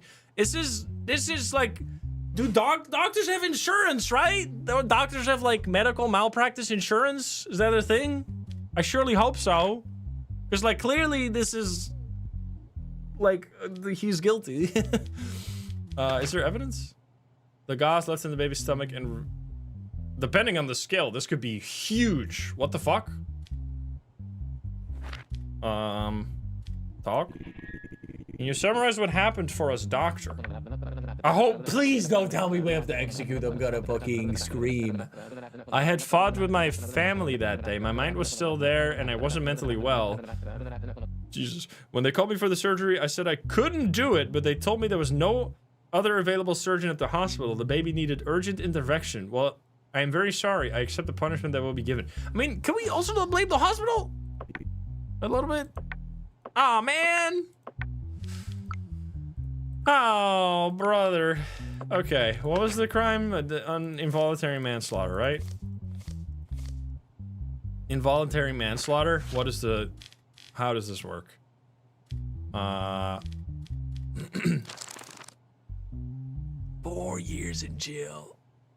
I mean, that's... I mean... That seems fair. Like, I mean, this is like a fucked up situation in every possible aspect. But like, I feel like in this, I don't know if the jail time does anything in this situation. Cause like, clearly it wasn't intentional. Like, I don't really know. I mean, this law is so, I mean, it's video game law, but like, let's say that this was real, right? What would be, let's assume, right? This is a real situation. These are the facts of the situation. What would be the best course of action for everybody to be the best in this situation? Like, clearly, you can't just be like, sorry, bro, sucks that happened, just to look better next time and send them off with nothing. Like, that's not gonna work. I feel like a fine is the most useful, this sounds fucked up, is the most useful to the family. Because they at least, like, there's nothing that could replace a child's death. Like, there's just no way that could ever make up for it, obviously. But I feel like shorter jail, bigger fine would be much better in this situation. Like, no jail, considering he might have insurance, would basically just be like a slap on the wrist with nothing, right?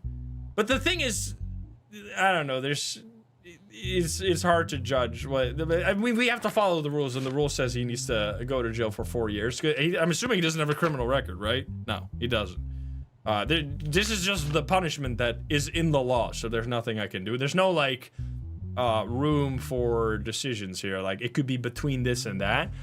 So, unfortunately, that is the decision we have to make. Because, like, doing nothing is clearly not the right move.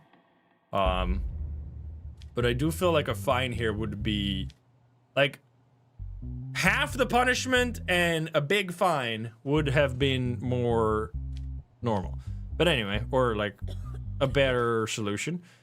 4 years because he was not, did not have the aggravated version of the, yeah, or like something with like suspensions or like, I don't know how that works with medical malpractice. I mean, this is the case. Why are people saying I'm doing it wrong? No, it says and a $25,000 fine, but this is only if it's the aggravated sentence. Aggravated sentence would be 6 years and this fine. The normal sentence is just 4 years. So that's the decision. I mean, clearly this is involuntary manslaughter. Like, that's the outcome. Okay, we're getting 200 extra. As a result of the decision you made in the case, we decided to raise your salary by 14. Is this gonna be enough to pay the car loan? I mean, I sentenced the whole situation to this fucking blows in every possible aspect.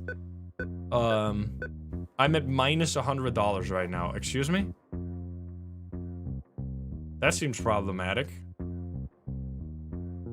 Car installment is I mean, next weekly payment, we can pay that, right? The only question right now, I find this a little silly. The game is amazing. I'm having a great time. It's It's a cool, different twist of Papers, Please like gameplay. The one thing I definitely find annoying is not being able to take a loan in like the once you know what you have to spend your money on. Like, I don't know why I can only make a loan now.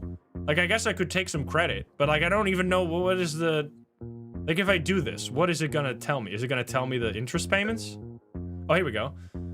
Payment of this loan will take 4 weeks, so the total payback will be 1,200. Which, I mean, I guess that seems pretty decent right now, because we're gonna make more and more money with our increased salary every week, right? I think. So, like, in case someone in our family wants some money right now, we need to have positive money. So I'm gonna accept it, because we need to have money, otherwise we can't gamble. It's, wait. Did I just commit fraud? What the fuck just happened? Wasn't I at minus... Why am I still at minus 100? Oh, because I didn't withdraw the money yet. Never mind. I was like, where did the minus 100 go? But that's because I didn't withdraw yet. Okay, there we go. See? Because she needs money now, and I wouldn't have had any fucking money, and then we would have gone, fuck. Are you kidding me?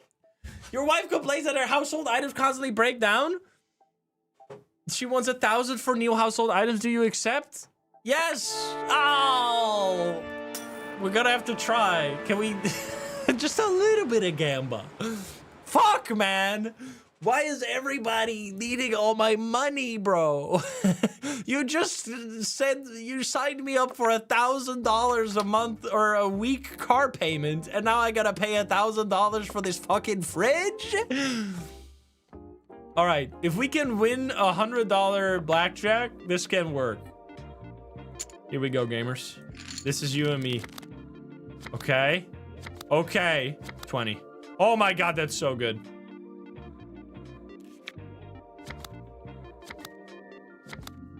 Oh shit! Wait, do we... Easy? GG's, well played. Big time gaming? There we go. Here, have your fucking fridge. There we go. Best husband award goes to me. Let's go to work. Case number 1. Oh my God, it's the Joker? Wait, what? One bad day. Oh my God, what the hell is this? Oh, excuse me? What? What am I doing?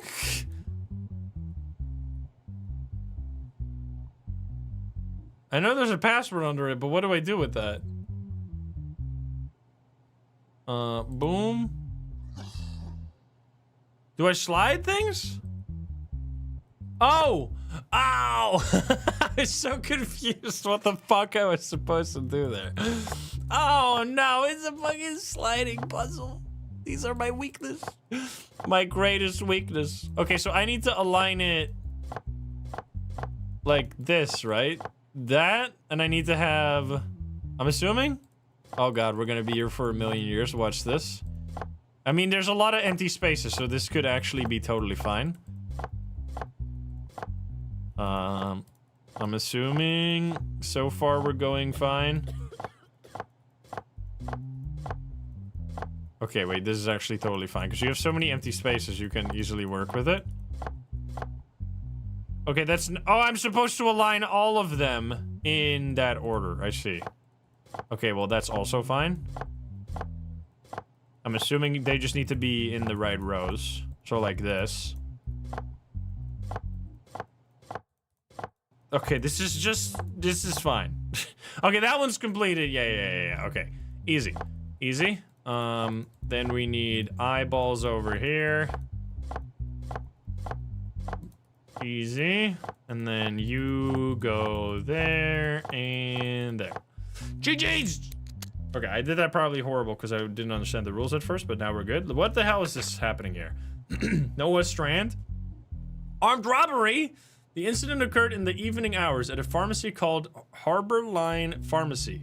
Eliza Wren, who works at the pharmacy, saw a person wearing a hood and partially masked face enter as she was preparing to close the register. The individual pointed their gun at Eliza and demanded all the money from the cash register. Eliza, for her safety, handed over the money. Shortly after the suspect fled, his identity was determined to be Noah Strand, and he was apprehended that same night at the home of his sister, Mara Strand. Statements. Eliza Wren, I was about to close the register. The doorbell rang, but since it was close to the closing time, I thought it's probably someone who needs medicine urgently. As soon as I entered, I noticed a strange-looking person. He was breathing fast and constantly looking around. He quickly pulled out a gun. Why are you so serious? He said. I gave him all the money I had. He ran away and I immediately called the police. Noah Strand. What I was carrying as a weapon was an old rusty blank gun. It doesn't count as a real firearm. It was a moment of desperation, but as you know, desperation is like gravity. All it takes is losing your footing once and the rest follows on its own. That's actually a genuine, like, important thing that people do in armed robbery, where you never... I watched like a video of someone that got like arrested or that was in jail for being for like robbing jewelry stores, I think. What was it? Lanny, what was his name again? Lawrence, something Lawrence. And what he's basically saying that they never have a gun, because if you have a gun, it counts as armed robbery, which is a much higher punishment. So they only have fake guns. So, because fake guns will not carry the armed robbery punishment with them. Now, I don't know if the game is going to have that as well. It does say armed robbery, so I don't know if the game is going to have that detail in it. Because I don't think we can change the... I don't think we can change the charges. We just have to go with the charges that they give. Mara Strand. In recent months, I underwent a serious surgery since I had no... Wait, this is Mara, right? Yes.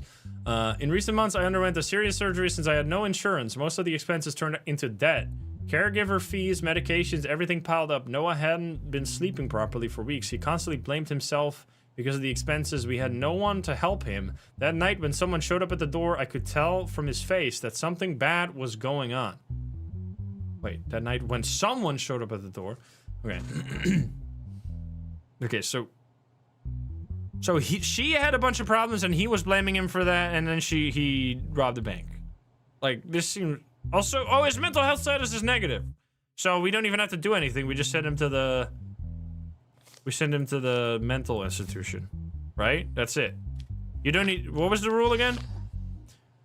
All criminals with negative mental health test must be sent to treatment without penalty. So that's it. But I guess we still talk. What was the reason for targeting the pharmacy? I don't know. The woman working there always comes across as repulsive to me. Why did you commit the robbery wearing this outfit? Accused didn't speak and watched their surroundings for a while.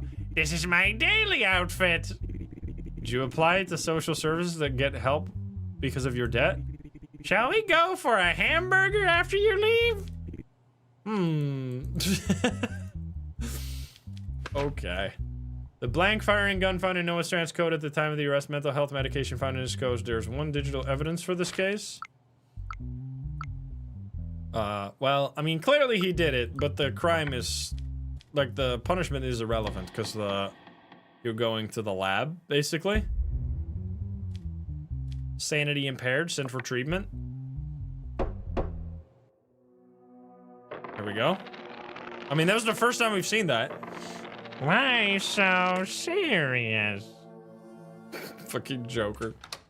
Okay. Nobody can ask for money this week anymore, alright? We got that straight, family? I'm going to bed. Because I don't got no fucking money anymore. What the hell are these people? Okay. The allegation that author Michael Dorset violated a contract he signed with publisher Alfred Morgan, who published his book.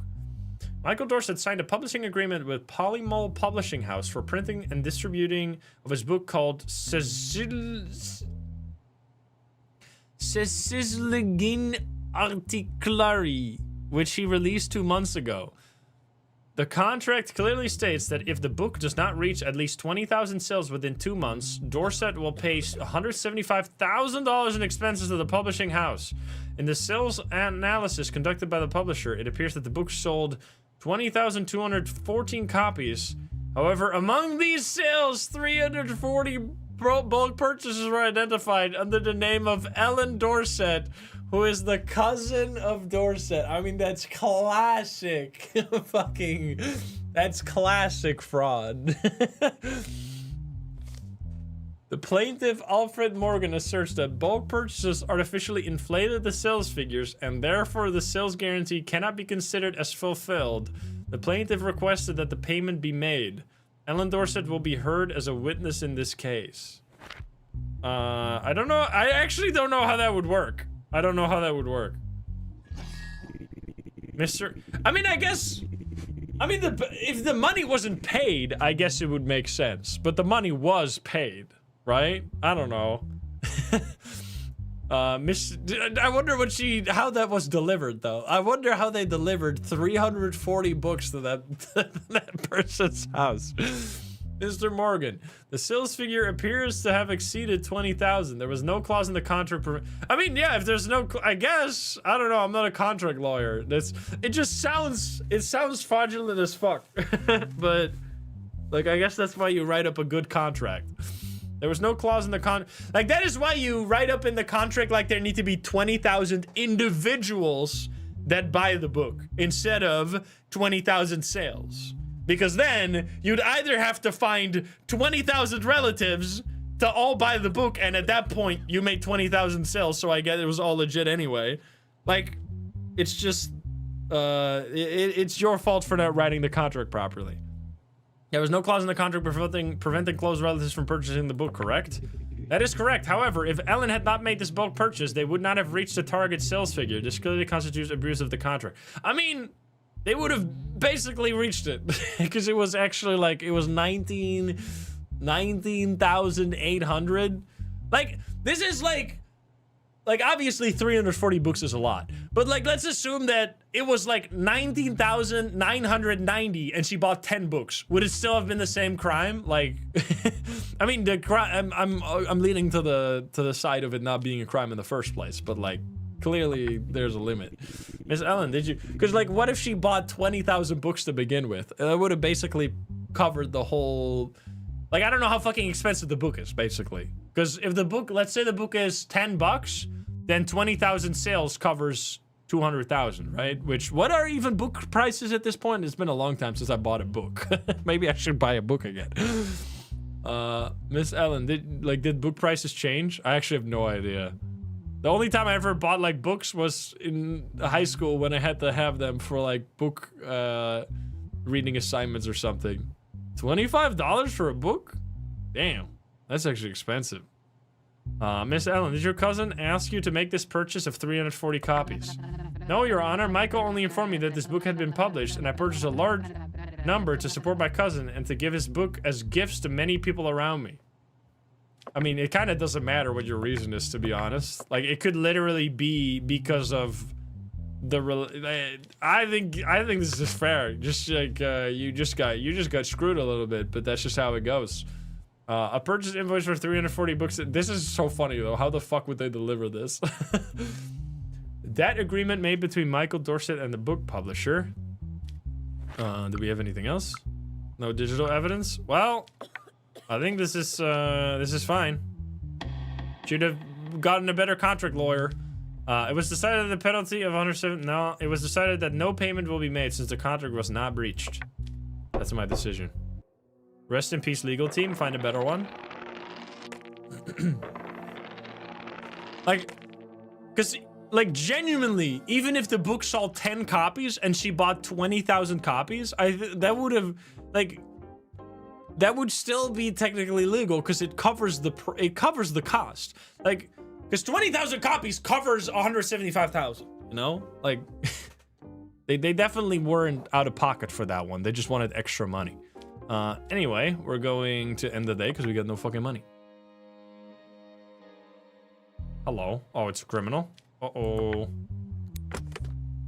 Oh my god, what the fuck? This is fine. This is totally fine. Boop. Boop. That was a damn mess, though. Alright. Valentin Korchev. You have no criminal record, but you're wearing the prison outfit. Assassination, high treason! Kate Coleman, who held a senior position at a defense industry company called Hyde Tech, was involved in an accident when a truck hit her car from behind. While she was heading to work, at first... Wait. Was involved in an accident when a truck hit her car from behind while she was heading to work. At first glance, it seemed like a simple traffic accident, but the teams arriving at the scene found that the situation was much more complicated.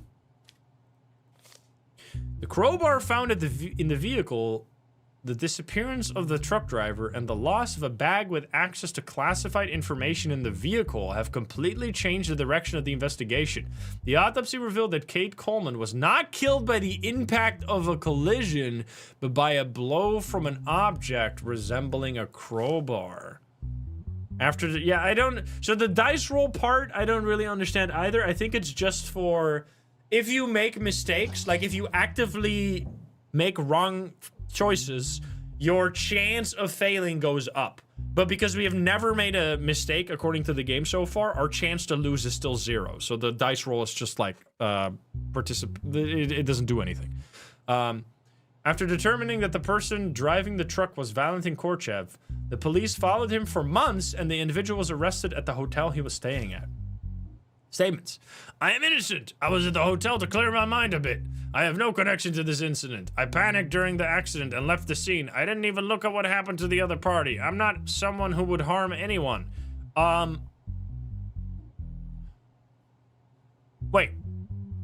You're not someone who would harm anyone, but you hit and ran. Right? Were you driving? Because then you're clearly already illegal. And then, I mean, let's look at the treason and like if there's any, oh God, this could fuck you up so hard. 21-21-355. Is that you? Because then you're fucked. 21-21-3. Okay, well, straight to execution table. Goodbye, sir.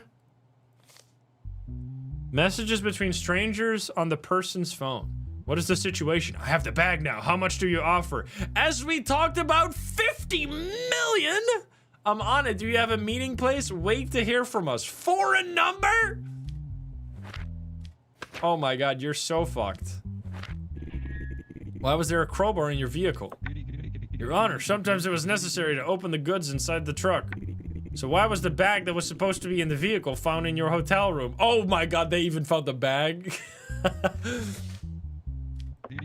I found that bag on the road. It must have been thrown out due to the impact. I took it with me, thinking I might return it to its owner. It could have been stolen after all. You stole the bag that had like confidential and like 17 locks on it. Well, I don't know about that one. Okay, what is this, by the way?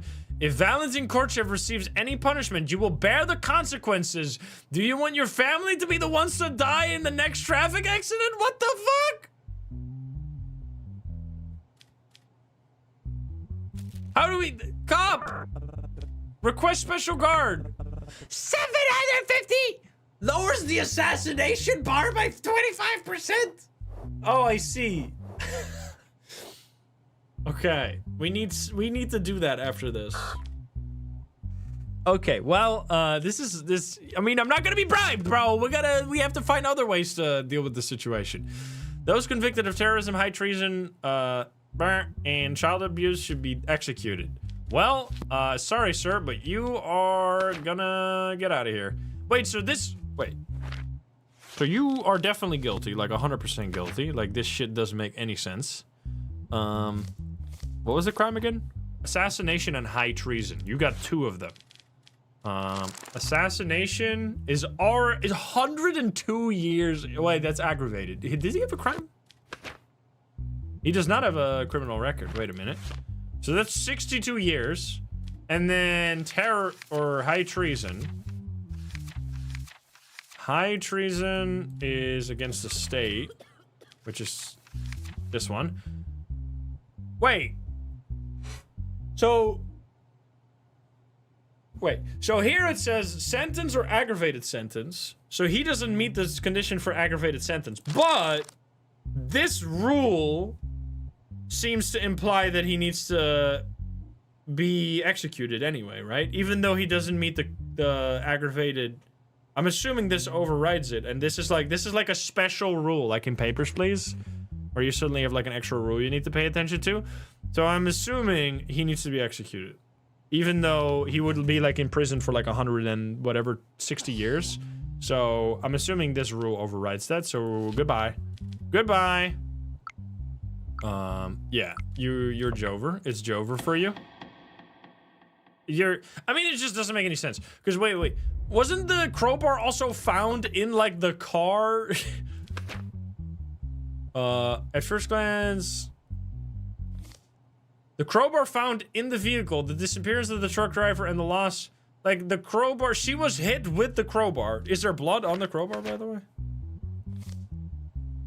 It doesn't... Fingerprint... I mean... The crime tool. So clearly you're getting screwed. Get out of here. I'm not gonna get bribed. Guilty, execution. Uh-oh. As a result of the decision, your salary went up. Hey, we're getting more money at least. Is my assassination gonna go up now? Like, how does this work? Oh boy. We got minus 200 right now. That doesn't seem great. My balance is 0. Oh, but now we're gonna get in like a debt spiral. So we could either... Oh, man. Please don't. We're gonna have to just say no to whatever someone asks now, right? We could either do a big loan and then gamble it and pay off the loan, which seems like an insanely psychotic thing to do. We do get a raise, so like next week we will be fine to pay this, right? Next week we will be in the plus again. But, or no, we will still be in minus 100. I think we should do a loan though, because if someone wants... Could we do like 3,000 loan? Insufficient... Wait, what? Oh, I clicked the wrong button. I thought I was the credit options. Can we still do more credit? Like, don't we just eventually get in trouble with this? You will be... Yeah, I know. Let's see what this loan... You have... Oh, you can't do another debt when you have unpaid debt. Oh, man. Well, in that case, goodbye, cruel world.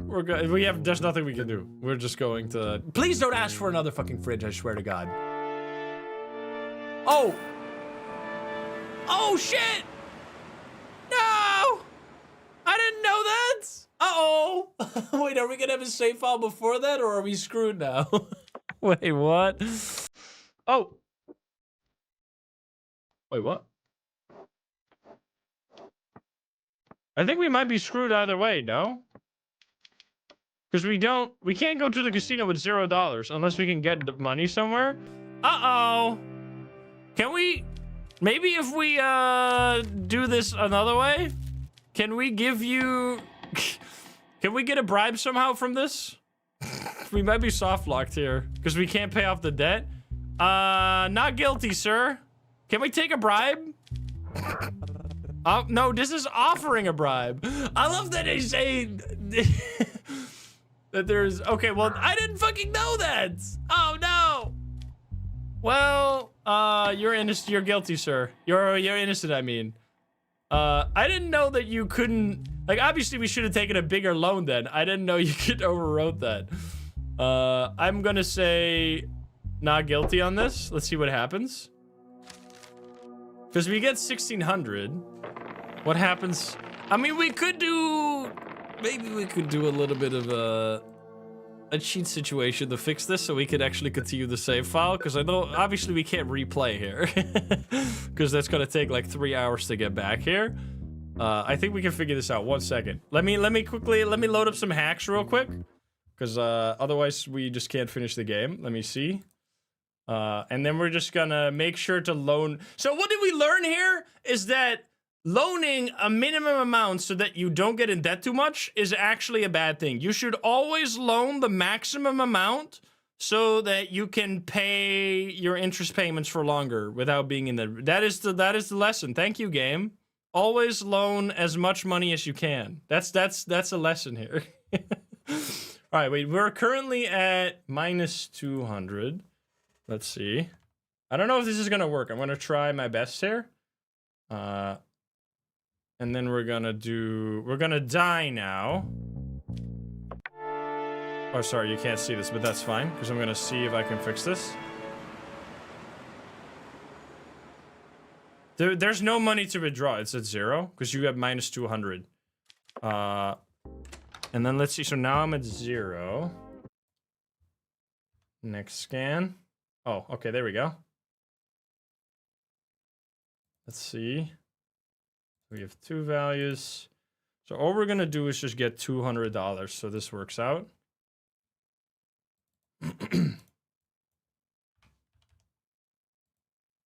Okay, let's see.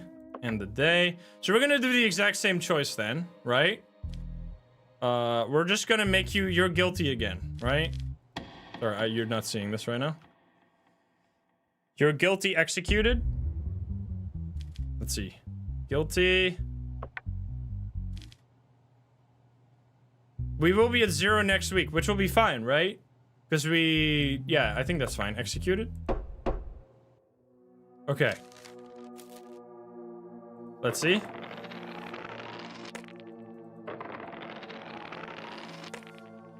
Yeah, also another lesson is don't go to 0.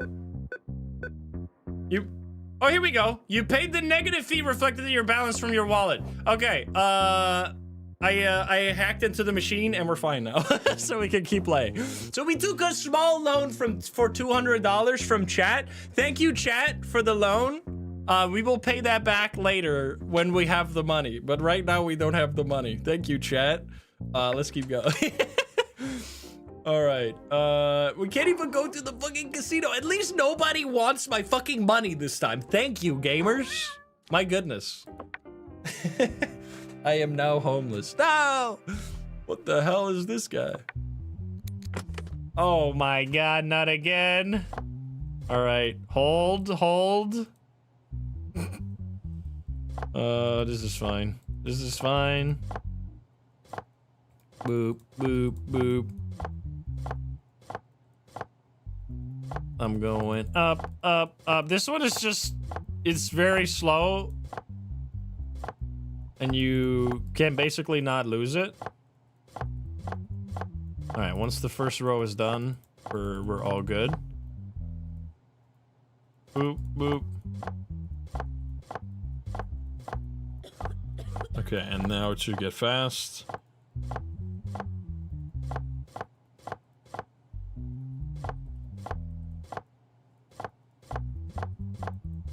Okay. And there we go. Thank you very much. All right, meanwhile, everybody is staring at me that I'm clicking a bunch of buttons. Corruption! Edmund Ravel. During the night hours, police units carried out a large-scale gambling and prostitution operation at the luxury hotel named Rosehaven Grand Hotel. During the operation, Edmund Ravel, a member of the parliament from the ruling party, was caught in the same room as Marcel Verdreau, who is publicly known as a mafia figure and a member of an organized crime group.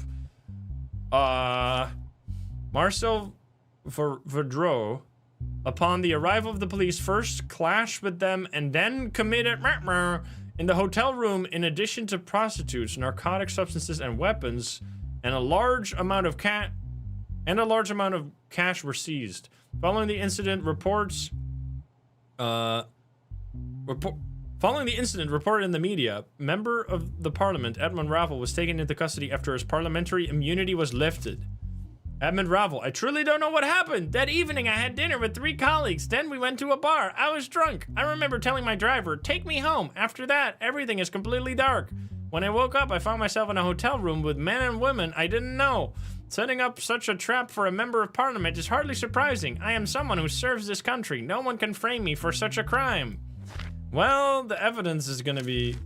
Release Edmund Robble and accept $750 we are offering you. If you accept this offer, more money will follow. We can ensure you live a life of prosperity. I can pay back my chat loan.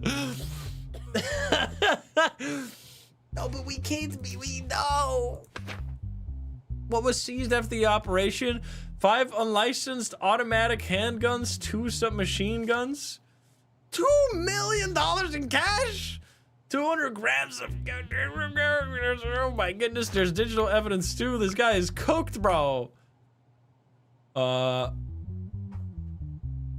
CCTV of the moment the person got into the vehicle with the mafia members. Let's see. Let's see what he has to say for himself. In your statement, you said that you were in the hotel against your will. Is that true? Yes, Your Honor. There must be a plot against me. Are you really saying you didn't know Marcel Vaudreau, who was in the same room with you? This is a setup against me. I don't know anyone at that hotel. In your statement, you say they forced me to come over. I'm not. This is a bad, bad wording, game. However, the footage shows you willingly getting into the vehicle. How do you explain this? There were dozens of people in front of the venue. It's not hard to mislead someone who is drunk. They put me in the wrong vehicle. Well, I mean, clearly he's fucking guilty if they're gonna give me $750 for letting him go. Which means that we should probably not let this literal state...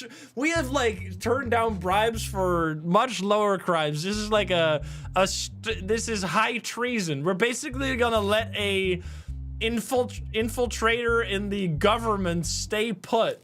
That seems like a crazy decision. We need the money? Yeah, but we could just gamble the next, like, $100 we have and just double it and triple it and quadruple it and make it into $1,000.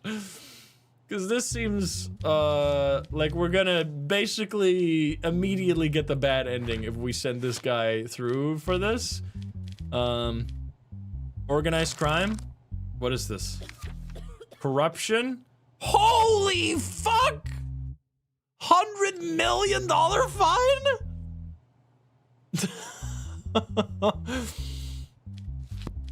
He doesn't have a criminal record though, right? No, he doesn't. $10 million fine and 10 years in jail. Holy shit, dude. And they're trying to bribe me with $750, even though they're like escaping a $10 million fine? No fucking way. I'm gonna send you to jail just because that bribe offer is fucking insulting, bro. You're saving $10 million and you're gonna give me $750? Literally fucking rounds down to zero in the greater scheme of things, you fucking liar. Go to prison. Get out of here. 10 years and $10 million. At least give me $1 million. Come on, man. Guilty. Money, $10 million. And then it was 10 years, right? 10 years, $10 million, I think. Yes. Double 10. Please don't kill me. Did I have a chance of... I should check if my chance of assassination has gone up. I shouldn't have bought the fucking house plant, bro. Why do I have... Can I sell this plant? Can I sell this plant so I can gamble the money? We have nothing, man. We're fucking broke as fuck. Oh, man. Oh, God. Fight with corruption increases. The government announces that it would fight corruption to the end. The identity of the mafia leader still remains a mystery. Uh-oh. Oh God, what's happening here? David Talk. Theft. Details. Approximately 4 years ago, a burglary took place in a 2-story house on Milton Street. Shortly after the incident, David Talk, who was seen wandering in the area, was taken into custody. When some of the stolen items were found near the scene, around the location where David was, the court quickly made a decision and sentenced him to 6 years in prison. However, in a theft incident in the same area last week, the suspect, Mark Kozlow, who was apprehended, confessed during interrogation not only to the recent crime, but also to committing the theft from 4 years ago. He admitted that he fled in panic that day and left David to appear as if he were connected to the incident. Following this confession, the case file of David Talk was taken under review again. David says, I will never forget the day I was caught and brought to court. I tried to explain the incident, but in that panic, I couldn't clearly explain what I saw or how I ended up there. When stolen items were found at the place I was, no one believed what I said. I've been in prison for 4 years, and every day I've said the same thing. I didn't commit this crime. Mark, that night I was wandering around Milton Street.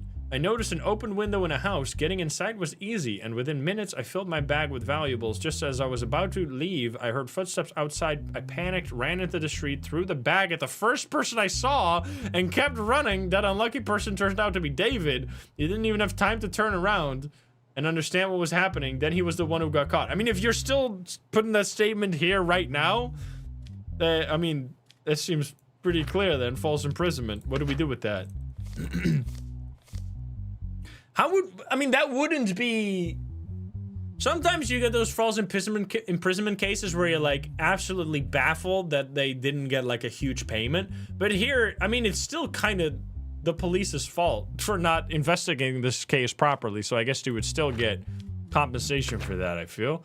No evidence files whatsoever. Well, let's see what they got to say. Today, you are openly stating that you committed the theft 4 years ago. Is the statement correct? Yes, that's correct, Mr. Judge. David was in completely wrong place at the wrong time that night. Why are you making this confession now, not before? This time I couldn't escape. My conscience no longer allowed me to remain silent. Okay, well, I mean, what the fuck? Do we have any way to compensate? There's no evidence, so it's just...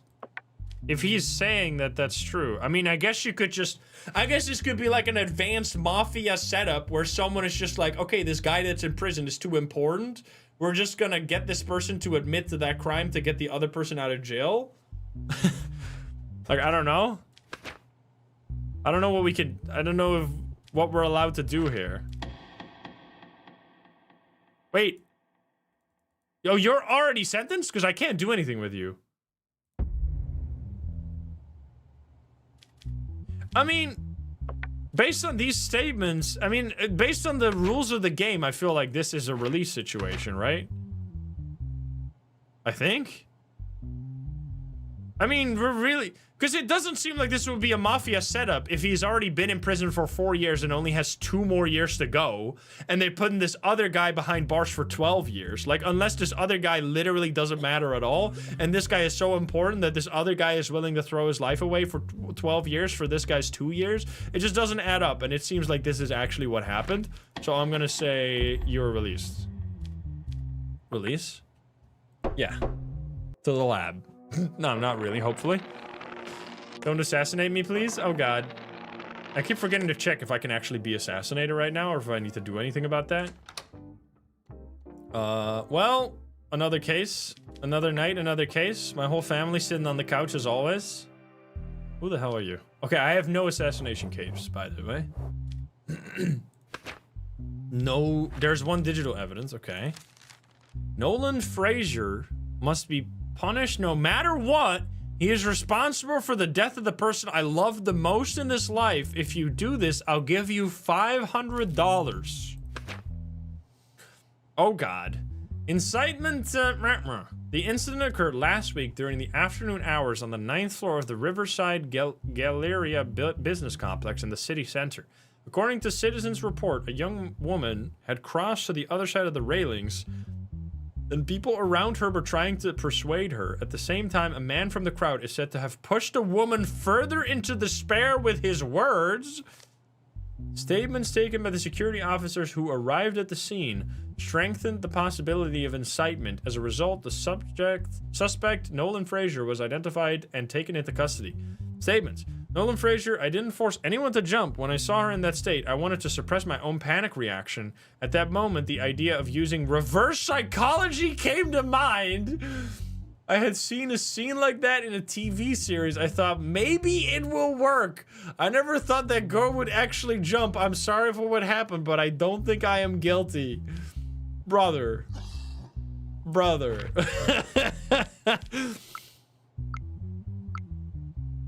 Audio recorded at the scene of the incident by shopping center security. Please step away from the railings. Don't do it. It's not worth it for anyone. Emily, can you hear my voice? Please come down. We called the fire department. Stay calm. Yeah, jump! I don't think you've got the guts. Go on, jump. Let's see. Brother, isn't there literally a crime for this? Like a crime that's specifically incitement? Yeah, I mean, I think we could actually take this bribe and it totally being fair. I mean, it's not a bribe if it was something we were already gonna do anyway, right? Right? That's totally... Now you fucked it, man. Now I feel like I have to make another decision, but like genuinely, I think this is... He should be guilty. Wait, what is this? This is verbal assault crime? No. 4 years in jail. I mean, what a crazy excuse, by the way. Like, that is like the excuse your lawyer would tell you to make here. Like, I thought I was gonna try out... Oh, it's because he had national... Oh, that's why. Because he would be deported, which probably doesn't count for the bribe. Must be punished. I mean, we're just following the law then. And if that's not gonna get us the bribe, then so be it, I guess. Because we need to follow the rules, right? I mean, this is a punishment, right? Why would that not be a punishment? I don't understand. I'm gonna assume that counts as a punishment anyway. And then we can follow the rules regardless. And if it doesn't count, then so be it. Goodbye.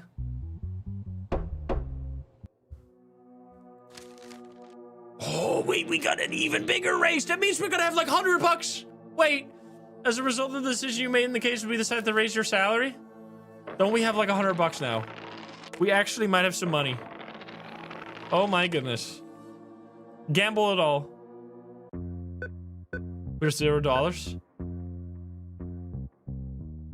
We have $100. Withdraw my money. Now, at least if there's something that has to be paid, we might have a solution for it. But I don't think we're going to be able to turn this $100 into anything significant amount of money without losing it all. But anyway, let's see. Oh my God. Honey, please. Your wife says she wants to go on a vacation this summer? Fuck you! No, we're not going on a vacation. We're in life-crippling debt right now. Go to bed. No fucking way. I'm not even gonna try and gamble for that shit because that is insane. Say no and go to the bar.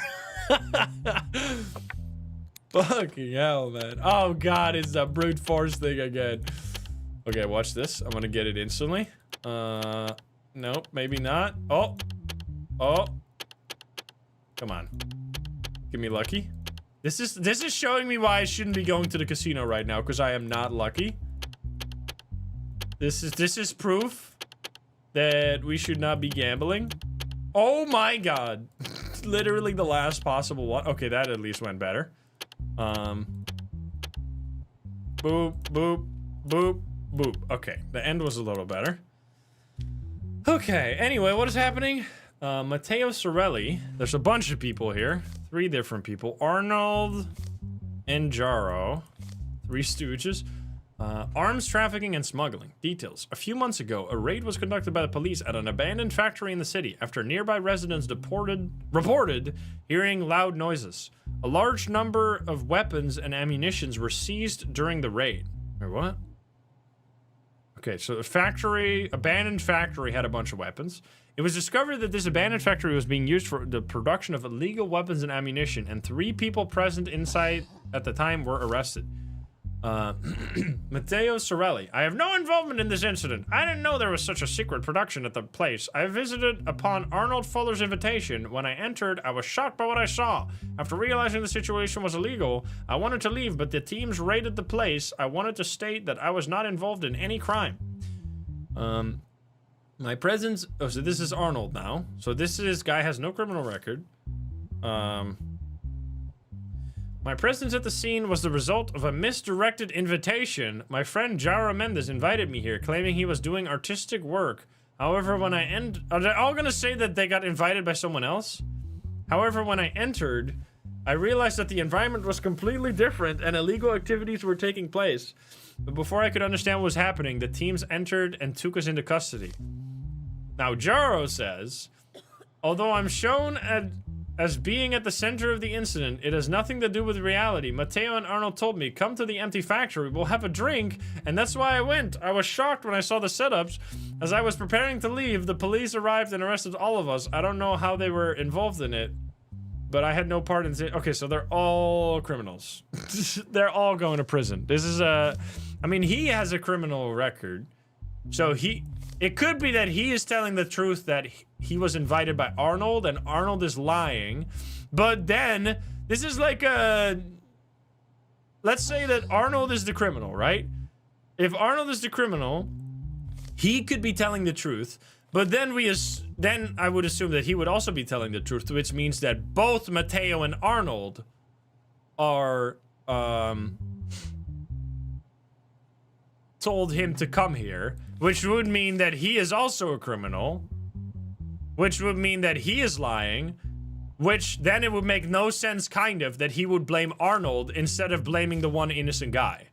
That they would both blame the one innocent guy, and then they would maybe get out. So it seems like they're all just criminals. But let's see if we have any evidence, because hopefully we do. No digital evidence. Oh my god. A large number of fully automatic rifles and ammunitions. Text message. Oh, here we go. Text messages. How is the production of AK-47s going? No issues, right? The shipment is going very well. There are no problems. Are there any shortages in ammunition? There is no shortage. It will be fine on time for the next shipment. Our gunpowder has decreased a bit. Okay, we would like the gunpowder delivery this week. Okay, everybody. Case solved. They had no idea. You three have blamed each other for the crime. Were you all there by coincidence? Your Honor, I only reported what I saw. I met Jaro Mendez there, and I had just met Arnold Fuller. I could never have imagined encountering such a situation. Why are you doing this job? Who are you selling to? I have no connection to the incident. Matteo Sorelli only called me to show me something. I thought this place was empty. Also, you're changing your story again, I'm pretty sure, because I think you were blaming this guy instead of this guy. In your statement, you said the person who called you was Jaro. Yeah, that's what I'm saying. I apologize, Your Honor. I panicked and mixed up the name at that moment. What is your role in this incident? I was just at the wrong place at the wrong time. This is my crime, Your Honor. Oh, your crime is being in the wrong place at the wrong time. Okay, so you're clearly all guilty as fuck. Let's see. What is the crime again? It's like, trafficking and smuggling. Okay, so we have... Okay, so... Oh, this is gonna be annoying. So, Arnold needs to be deported. Mateo has no criminal record. So Yaro and Mateo get the same crime, and... Arnold... Okay, so let's see. Smuggling... I'm assuming that's gonna be in smuggling, yeah. Arms trafficking and smuggling. That is... So they get 10 years and 100,000. Right? Because they all don't have criminal record. 10 years, 100,000. Yeah, it's arms trafficking. Okay, well, easy. So you... Goodbye. Check. You...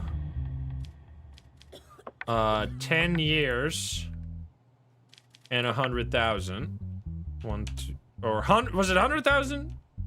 It was 100,000, right? Probably. And you the same.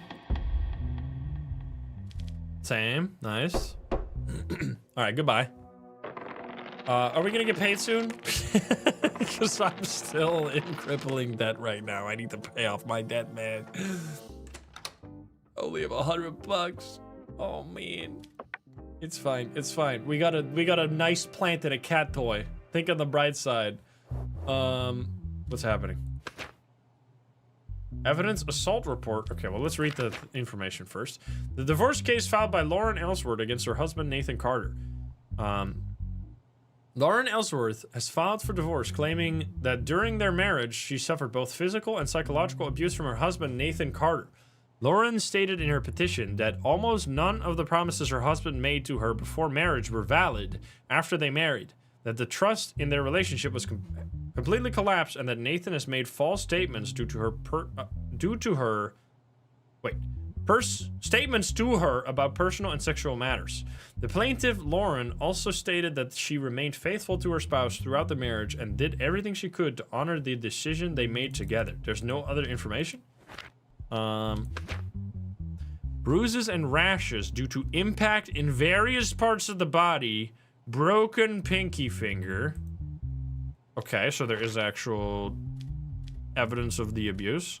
I guess the only thing we can do is talk, because there's nothing else. Could you briefly provide information about the promises your husband made to you before marriage?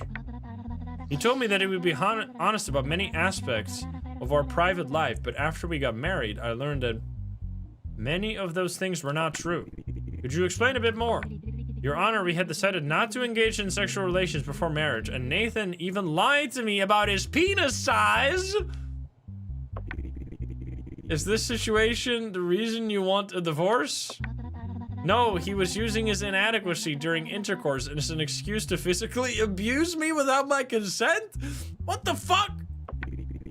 What would you like to say about this matter? Your Honor, Lauren was constantly belittling me, pointing out issues with my body. She claimed that she was dissatisfied. Oh my god. Dissatisfied with her sexual life, and she often mocks me by talking to her friend. I, in a misguided attempt to solve her issues, suggested that a close friend of mine join us in a sexual relationship. Lauren did not reject this idea. She even said that her being with my friend would not harm our relationship. Later during that sexual intercourse, she encouraged me to watch them. At that moment, I lost control and used violence. Oh my god, this situation is fucking crazy, bro. Are you kidding me? I lost control and used violence. I regret it. I do not want to lose my wife. What the fuck? What is the choice we can make here? It was decided that the divorce would not... Okay, wait, so... This is fucked up. This is a fucked up situation. Obviously, divorce. Like, we're not gonna, like, court order them to stay together in this fucked up relationship, like, clearly. I mean, this is, like, fucked up, because clearly there's a broken finger is pretty fucking bad. Like, so the choice we have to make here is... It was decided that their marriage would continue. It was decided that divorce would not involve any alimony payments. It was decided that they would divorce and Nathan Carter would pay monthly alimony. So, I mean... So it's this one or this one, clearly. This is crazy. This is not an option. I mean, can I not fucking order... I don't know, this situation is fucked. Because, like, ordering to pay the medical bills for the broken bones is... That's not really covering the potential mental damage. I guess 2, but this is a... I don't know. Can I consult a lawyer?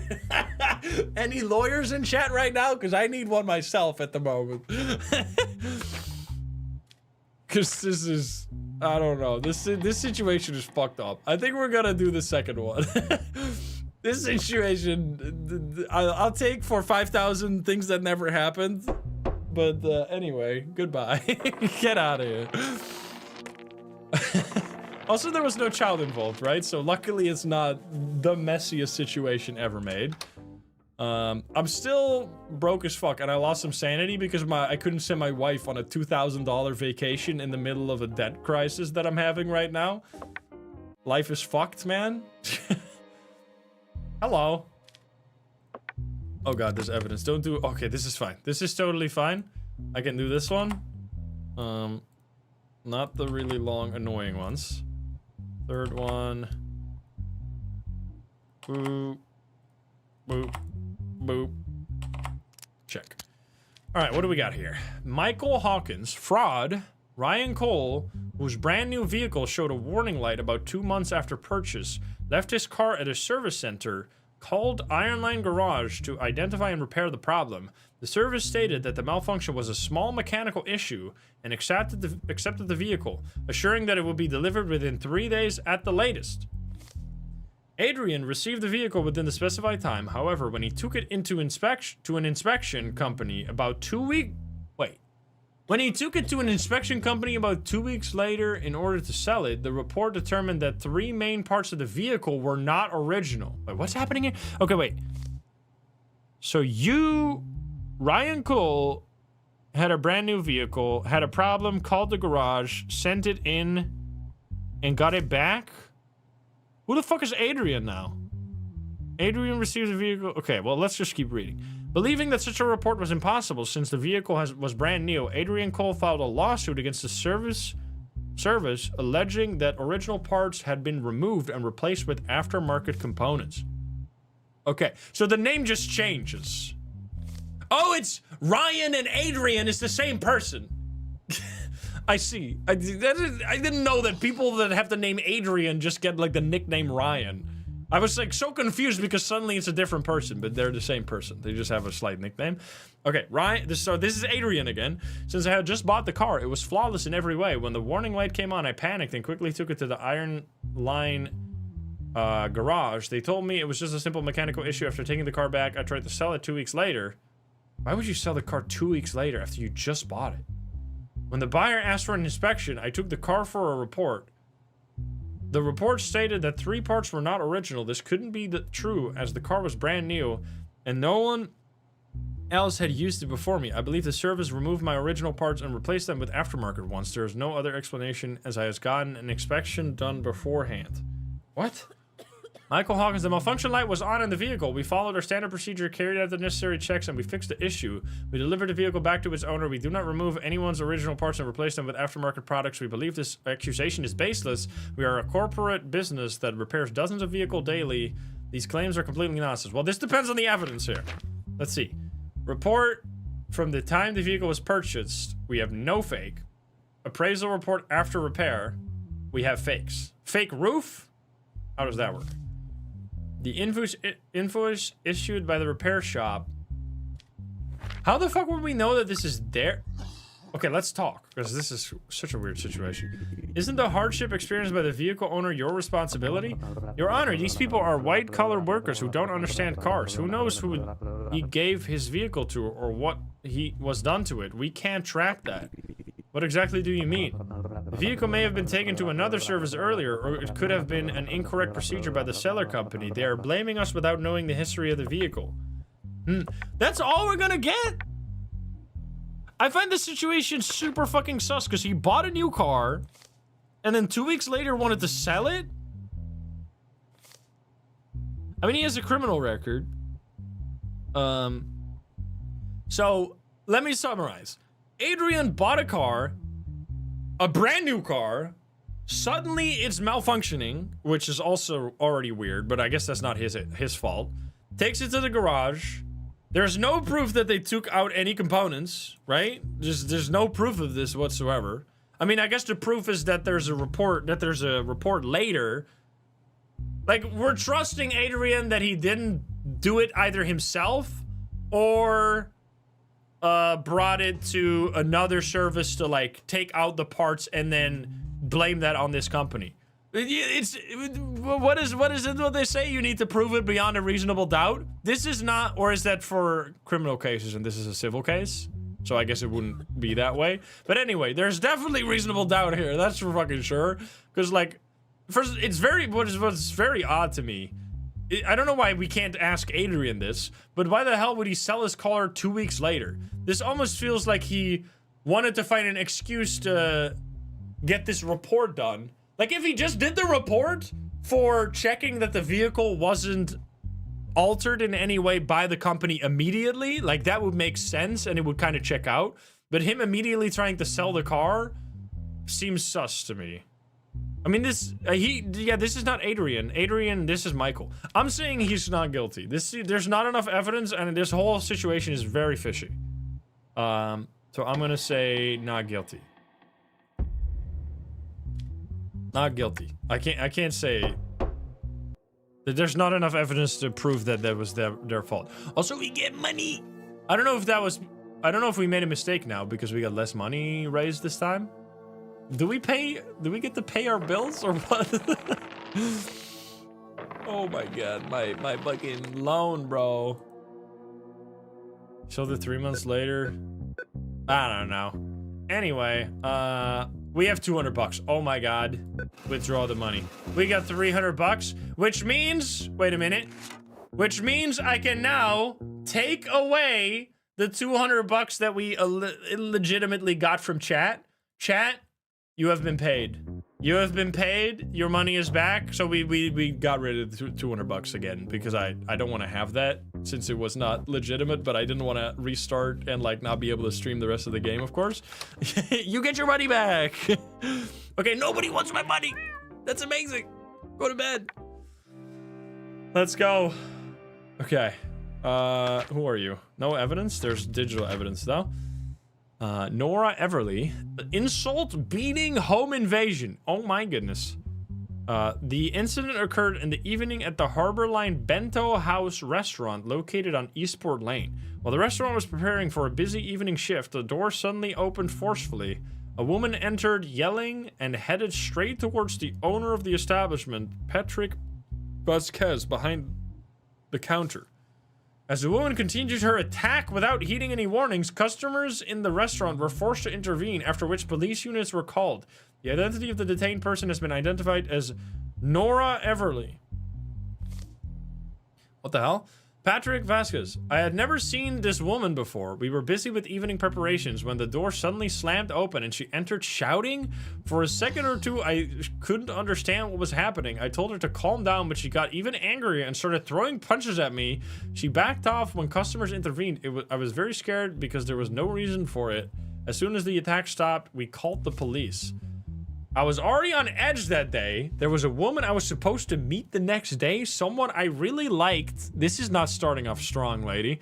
The restaurant who we ordered from the previous evening had delayed the order so much and our meeting got canceled. I thought it was entirely the restaurant's fault. The girl didn't message me, didn't explain anything. In my mind, the only logic was that the delay ruined everything. Then in my anger, I thought I'll go to the restaurant and ask them about it. I had misremembered the address. When I went in, I attacked the first employee I saw. What the fuck? You are insane, lady. I didn't know. Okay, she has a mental report. I was like, this is, you're actually insane. I didn't know who they were.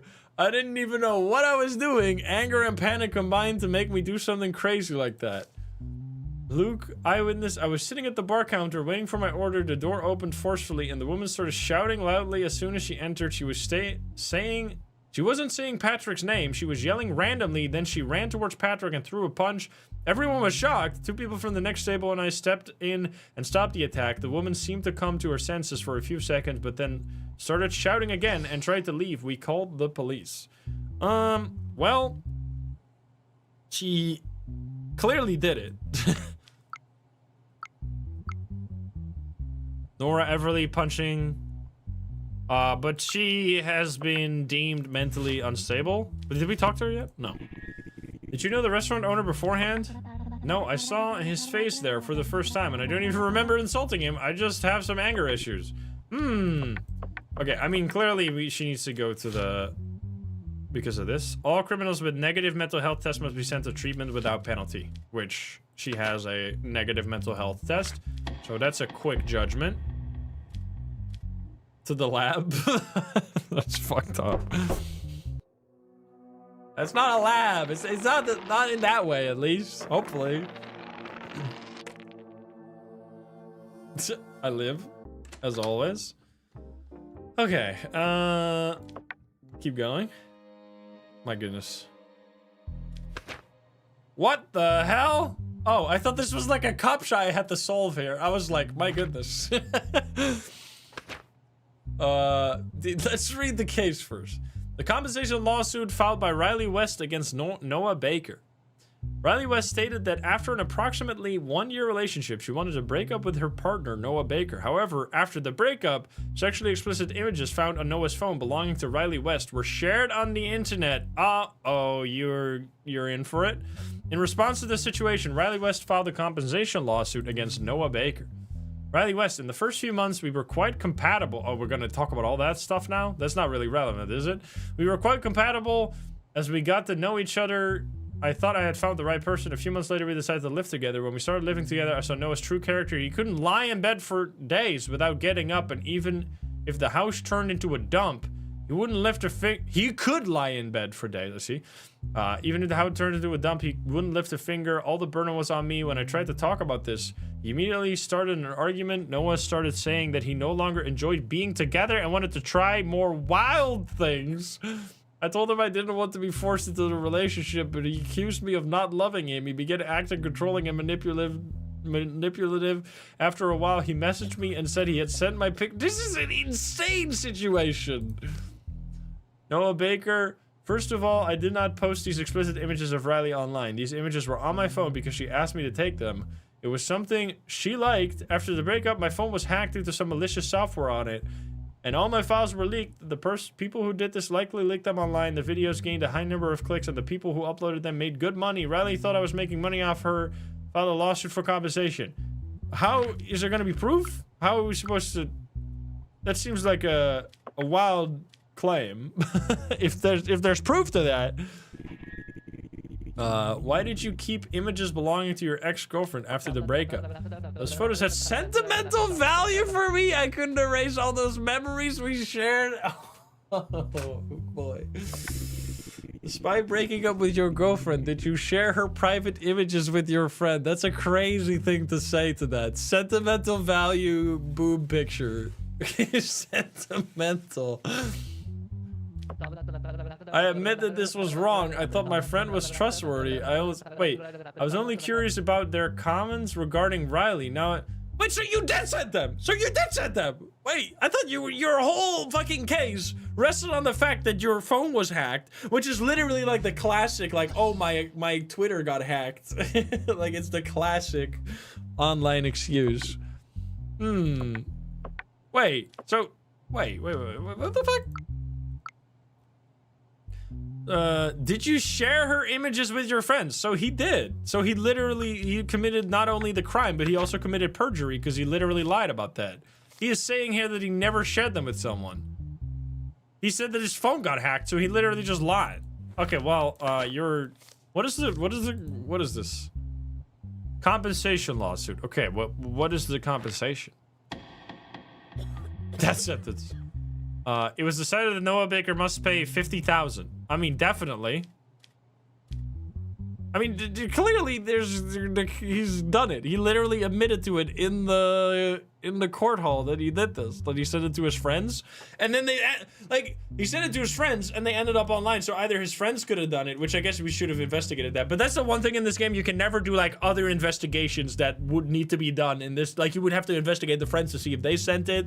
But like, clearly the hack story doesn't line up at all. So get out of here. That doesn't make any sense. I could never die. I do feel like this system, even if it was like, because we are not getting, I don't know how you could build up those stats for you to be able to get killed. But even if you had those stats, it would be kind of a silly system where you would literally just every time have a 25% chance of getting shot. That seems kind of lame. I'd rather have like a guaranteed chance, but anyway, luckily it's not been relevant for us. Oh boy, here we go again. We go there to there. Wait, it's actually an easy one. 3 straight across. 4 goes up 1. Bottom goes there. Boom. Done. All right, what's happening? High treason. During a night patrol, the security team inspecting the protected area where Prime Minister Stephen Locke resided noticed a silhouette in the shrubbery on the northern side of the property. The person caught in the rapid intervention was police officer Jim Kellen. It was found that he was carrying a gun with the safety off while in his official uniform. Security personnel who searched the individual found one red rose and a steel wire on him. Oh shit. Is this the guy? The rose killer? Wait, let's see. I need to double check that. I was a little distracted. So Prime Minister noticed a silhouette in the shrubbery. The person caught in the rapid intervention was police officer. He was found that he was carrying a gun with the safety off. And he had a rose and a steel wire. Because the defendant's statements did not match the central records, the police officer was taken into custody on charges of treason on suspicion of attempting an assassination against Prime Minister Stephen Locke. Statements. Stephen Locke, even with the highest level of security protocols in place, such a bold attempt is unimaginable, not only as the Prime Minister of the country, but even as a citizen. It is unacceptable that my right to life can be targeted so easily. I demand that the necessary actions be taken. Jim Kellen's statement. The reason I'm here is entirely a misunderstanding. I was informed in the afternoon that I was assigned an urgent extra protection duty. I put on my uniform and immediately headed out. Before I understood what was happening, the guards grabbed me and took me into custody. What about the rose and the wire? That shit doesn't make any sense. I mean... A licensed semi-automatic pistol found on the person. Well, let's see what you gotta say. You better have a good excuse here. The red rose on you is the same time. Okay, well, we shouldn't. You're horrible at investigations. Why are you spilling the whole beans all at once? Why didn't you just ask him what it was for at first and then introduce this information, you fucking dummy? The red rose on you is the same type as those left on the bodies in previous assassinations. How could you explain this? Your Honor, the red rose had nothing to do with the crime. I was taking it to give to my girlfriend. I picked it from a house garden. How could I know the type of rose used in the murders? It's nothing but bad luck. What is the steel wire found on you for? I carried a steel wire during my duty for potential barrier-breaking situations. It has no other purpose. It has been useful to me several times in the past. Is that what it does? What is the, like, actual use for a wire like that, besides, like, killing people in, like, movies? Can you show us the emergency extra protection duty from the center that you mentioned in your statement? I was called on the phone and given orders. I thought I recognized the caller's voice. Maybe the phone line was manipulated, or maybe I misunderstood. I really don't know. I mean, clearly this is fucking baloney. And this is... What would this be for? This is like genuinely I could only ever see this be a murder weapon. This is like the shit they use to cut the big cheeses in like Dutch cheese markets. That's really the only thing that I would see this be used for. Besides that, I don't know what the hell the legal purpose of that could be. Pottery, I guess?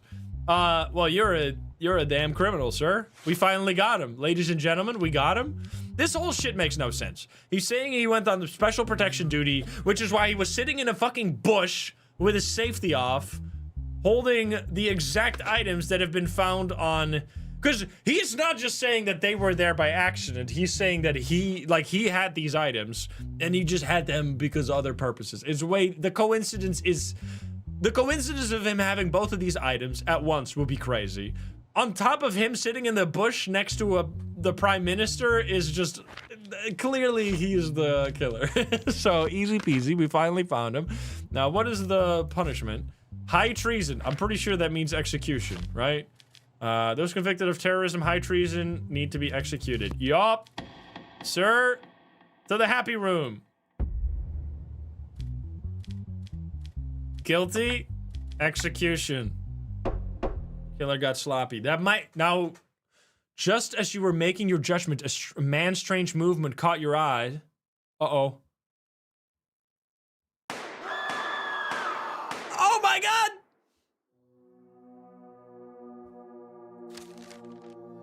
As a result of your decision, yo, it gets a huge salary boost! What the fuck? Who got shot? I'm alive, I hope. What the hell? Mafia in the court? Guys. We're gonna have $700. Oh my god. Oh my goodness. How much? Do we still have debt that we need to pay? Or like, how does... We still have debt? Oh my god, man. All right, we have some. No one wants my money either. I got 800. I'm gonna save this fucking money because I don't want this situation to happen anymore.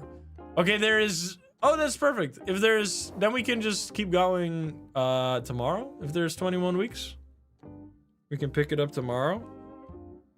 Wait, tomorrow's not. It's Saturday, right? I'm not losing my mind. Yeah, there we go. Okay, thank you. I was just, I didn't know that how many weeks were in the game. Okay, well then we're just gonna continue tomorrow. This game is sick. I mean, we might as well just. I've just been told that we are exactly halfway through the game. So this, I think, is a perfect time to just end the first video.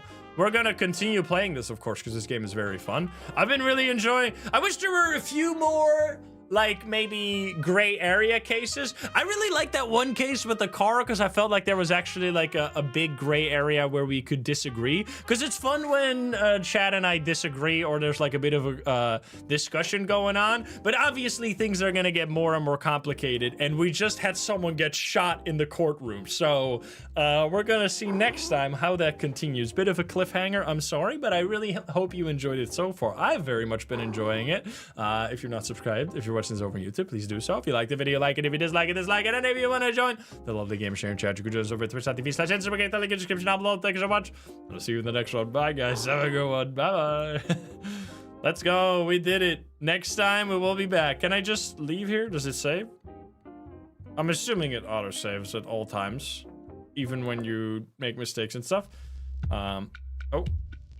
Things were, oh, this is just the introduction. Okay, so we're gonna keep going tomorrow to see how that happened and what the hell is going on and why someone just got shot in the prison or in the courtroom. Thank you guys so much for watching today. Hope you had fun. Thank you for helping me out with the 200 bucks. Thank you so much, guys. Really appreciate it. If you want to watch some more of me, well, first of all, we're gonna stream again tomorrow, of course. But if you want to see a big video of an amazing game, I highly recommend you check out the routine video I just posted today, which is an amazing horror game inspired by Alien Isolation. Go check that out if you want. Thanks so much for watching over on YouTube today, and I will see you all tomorrow when we continue being the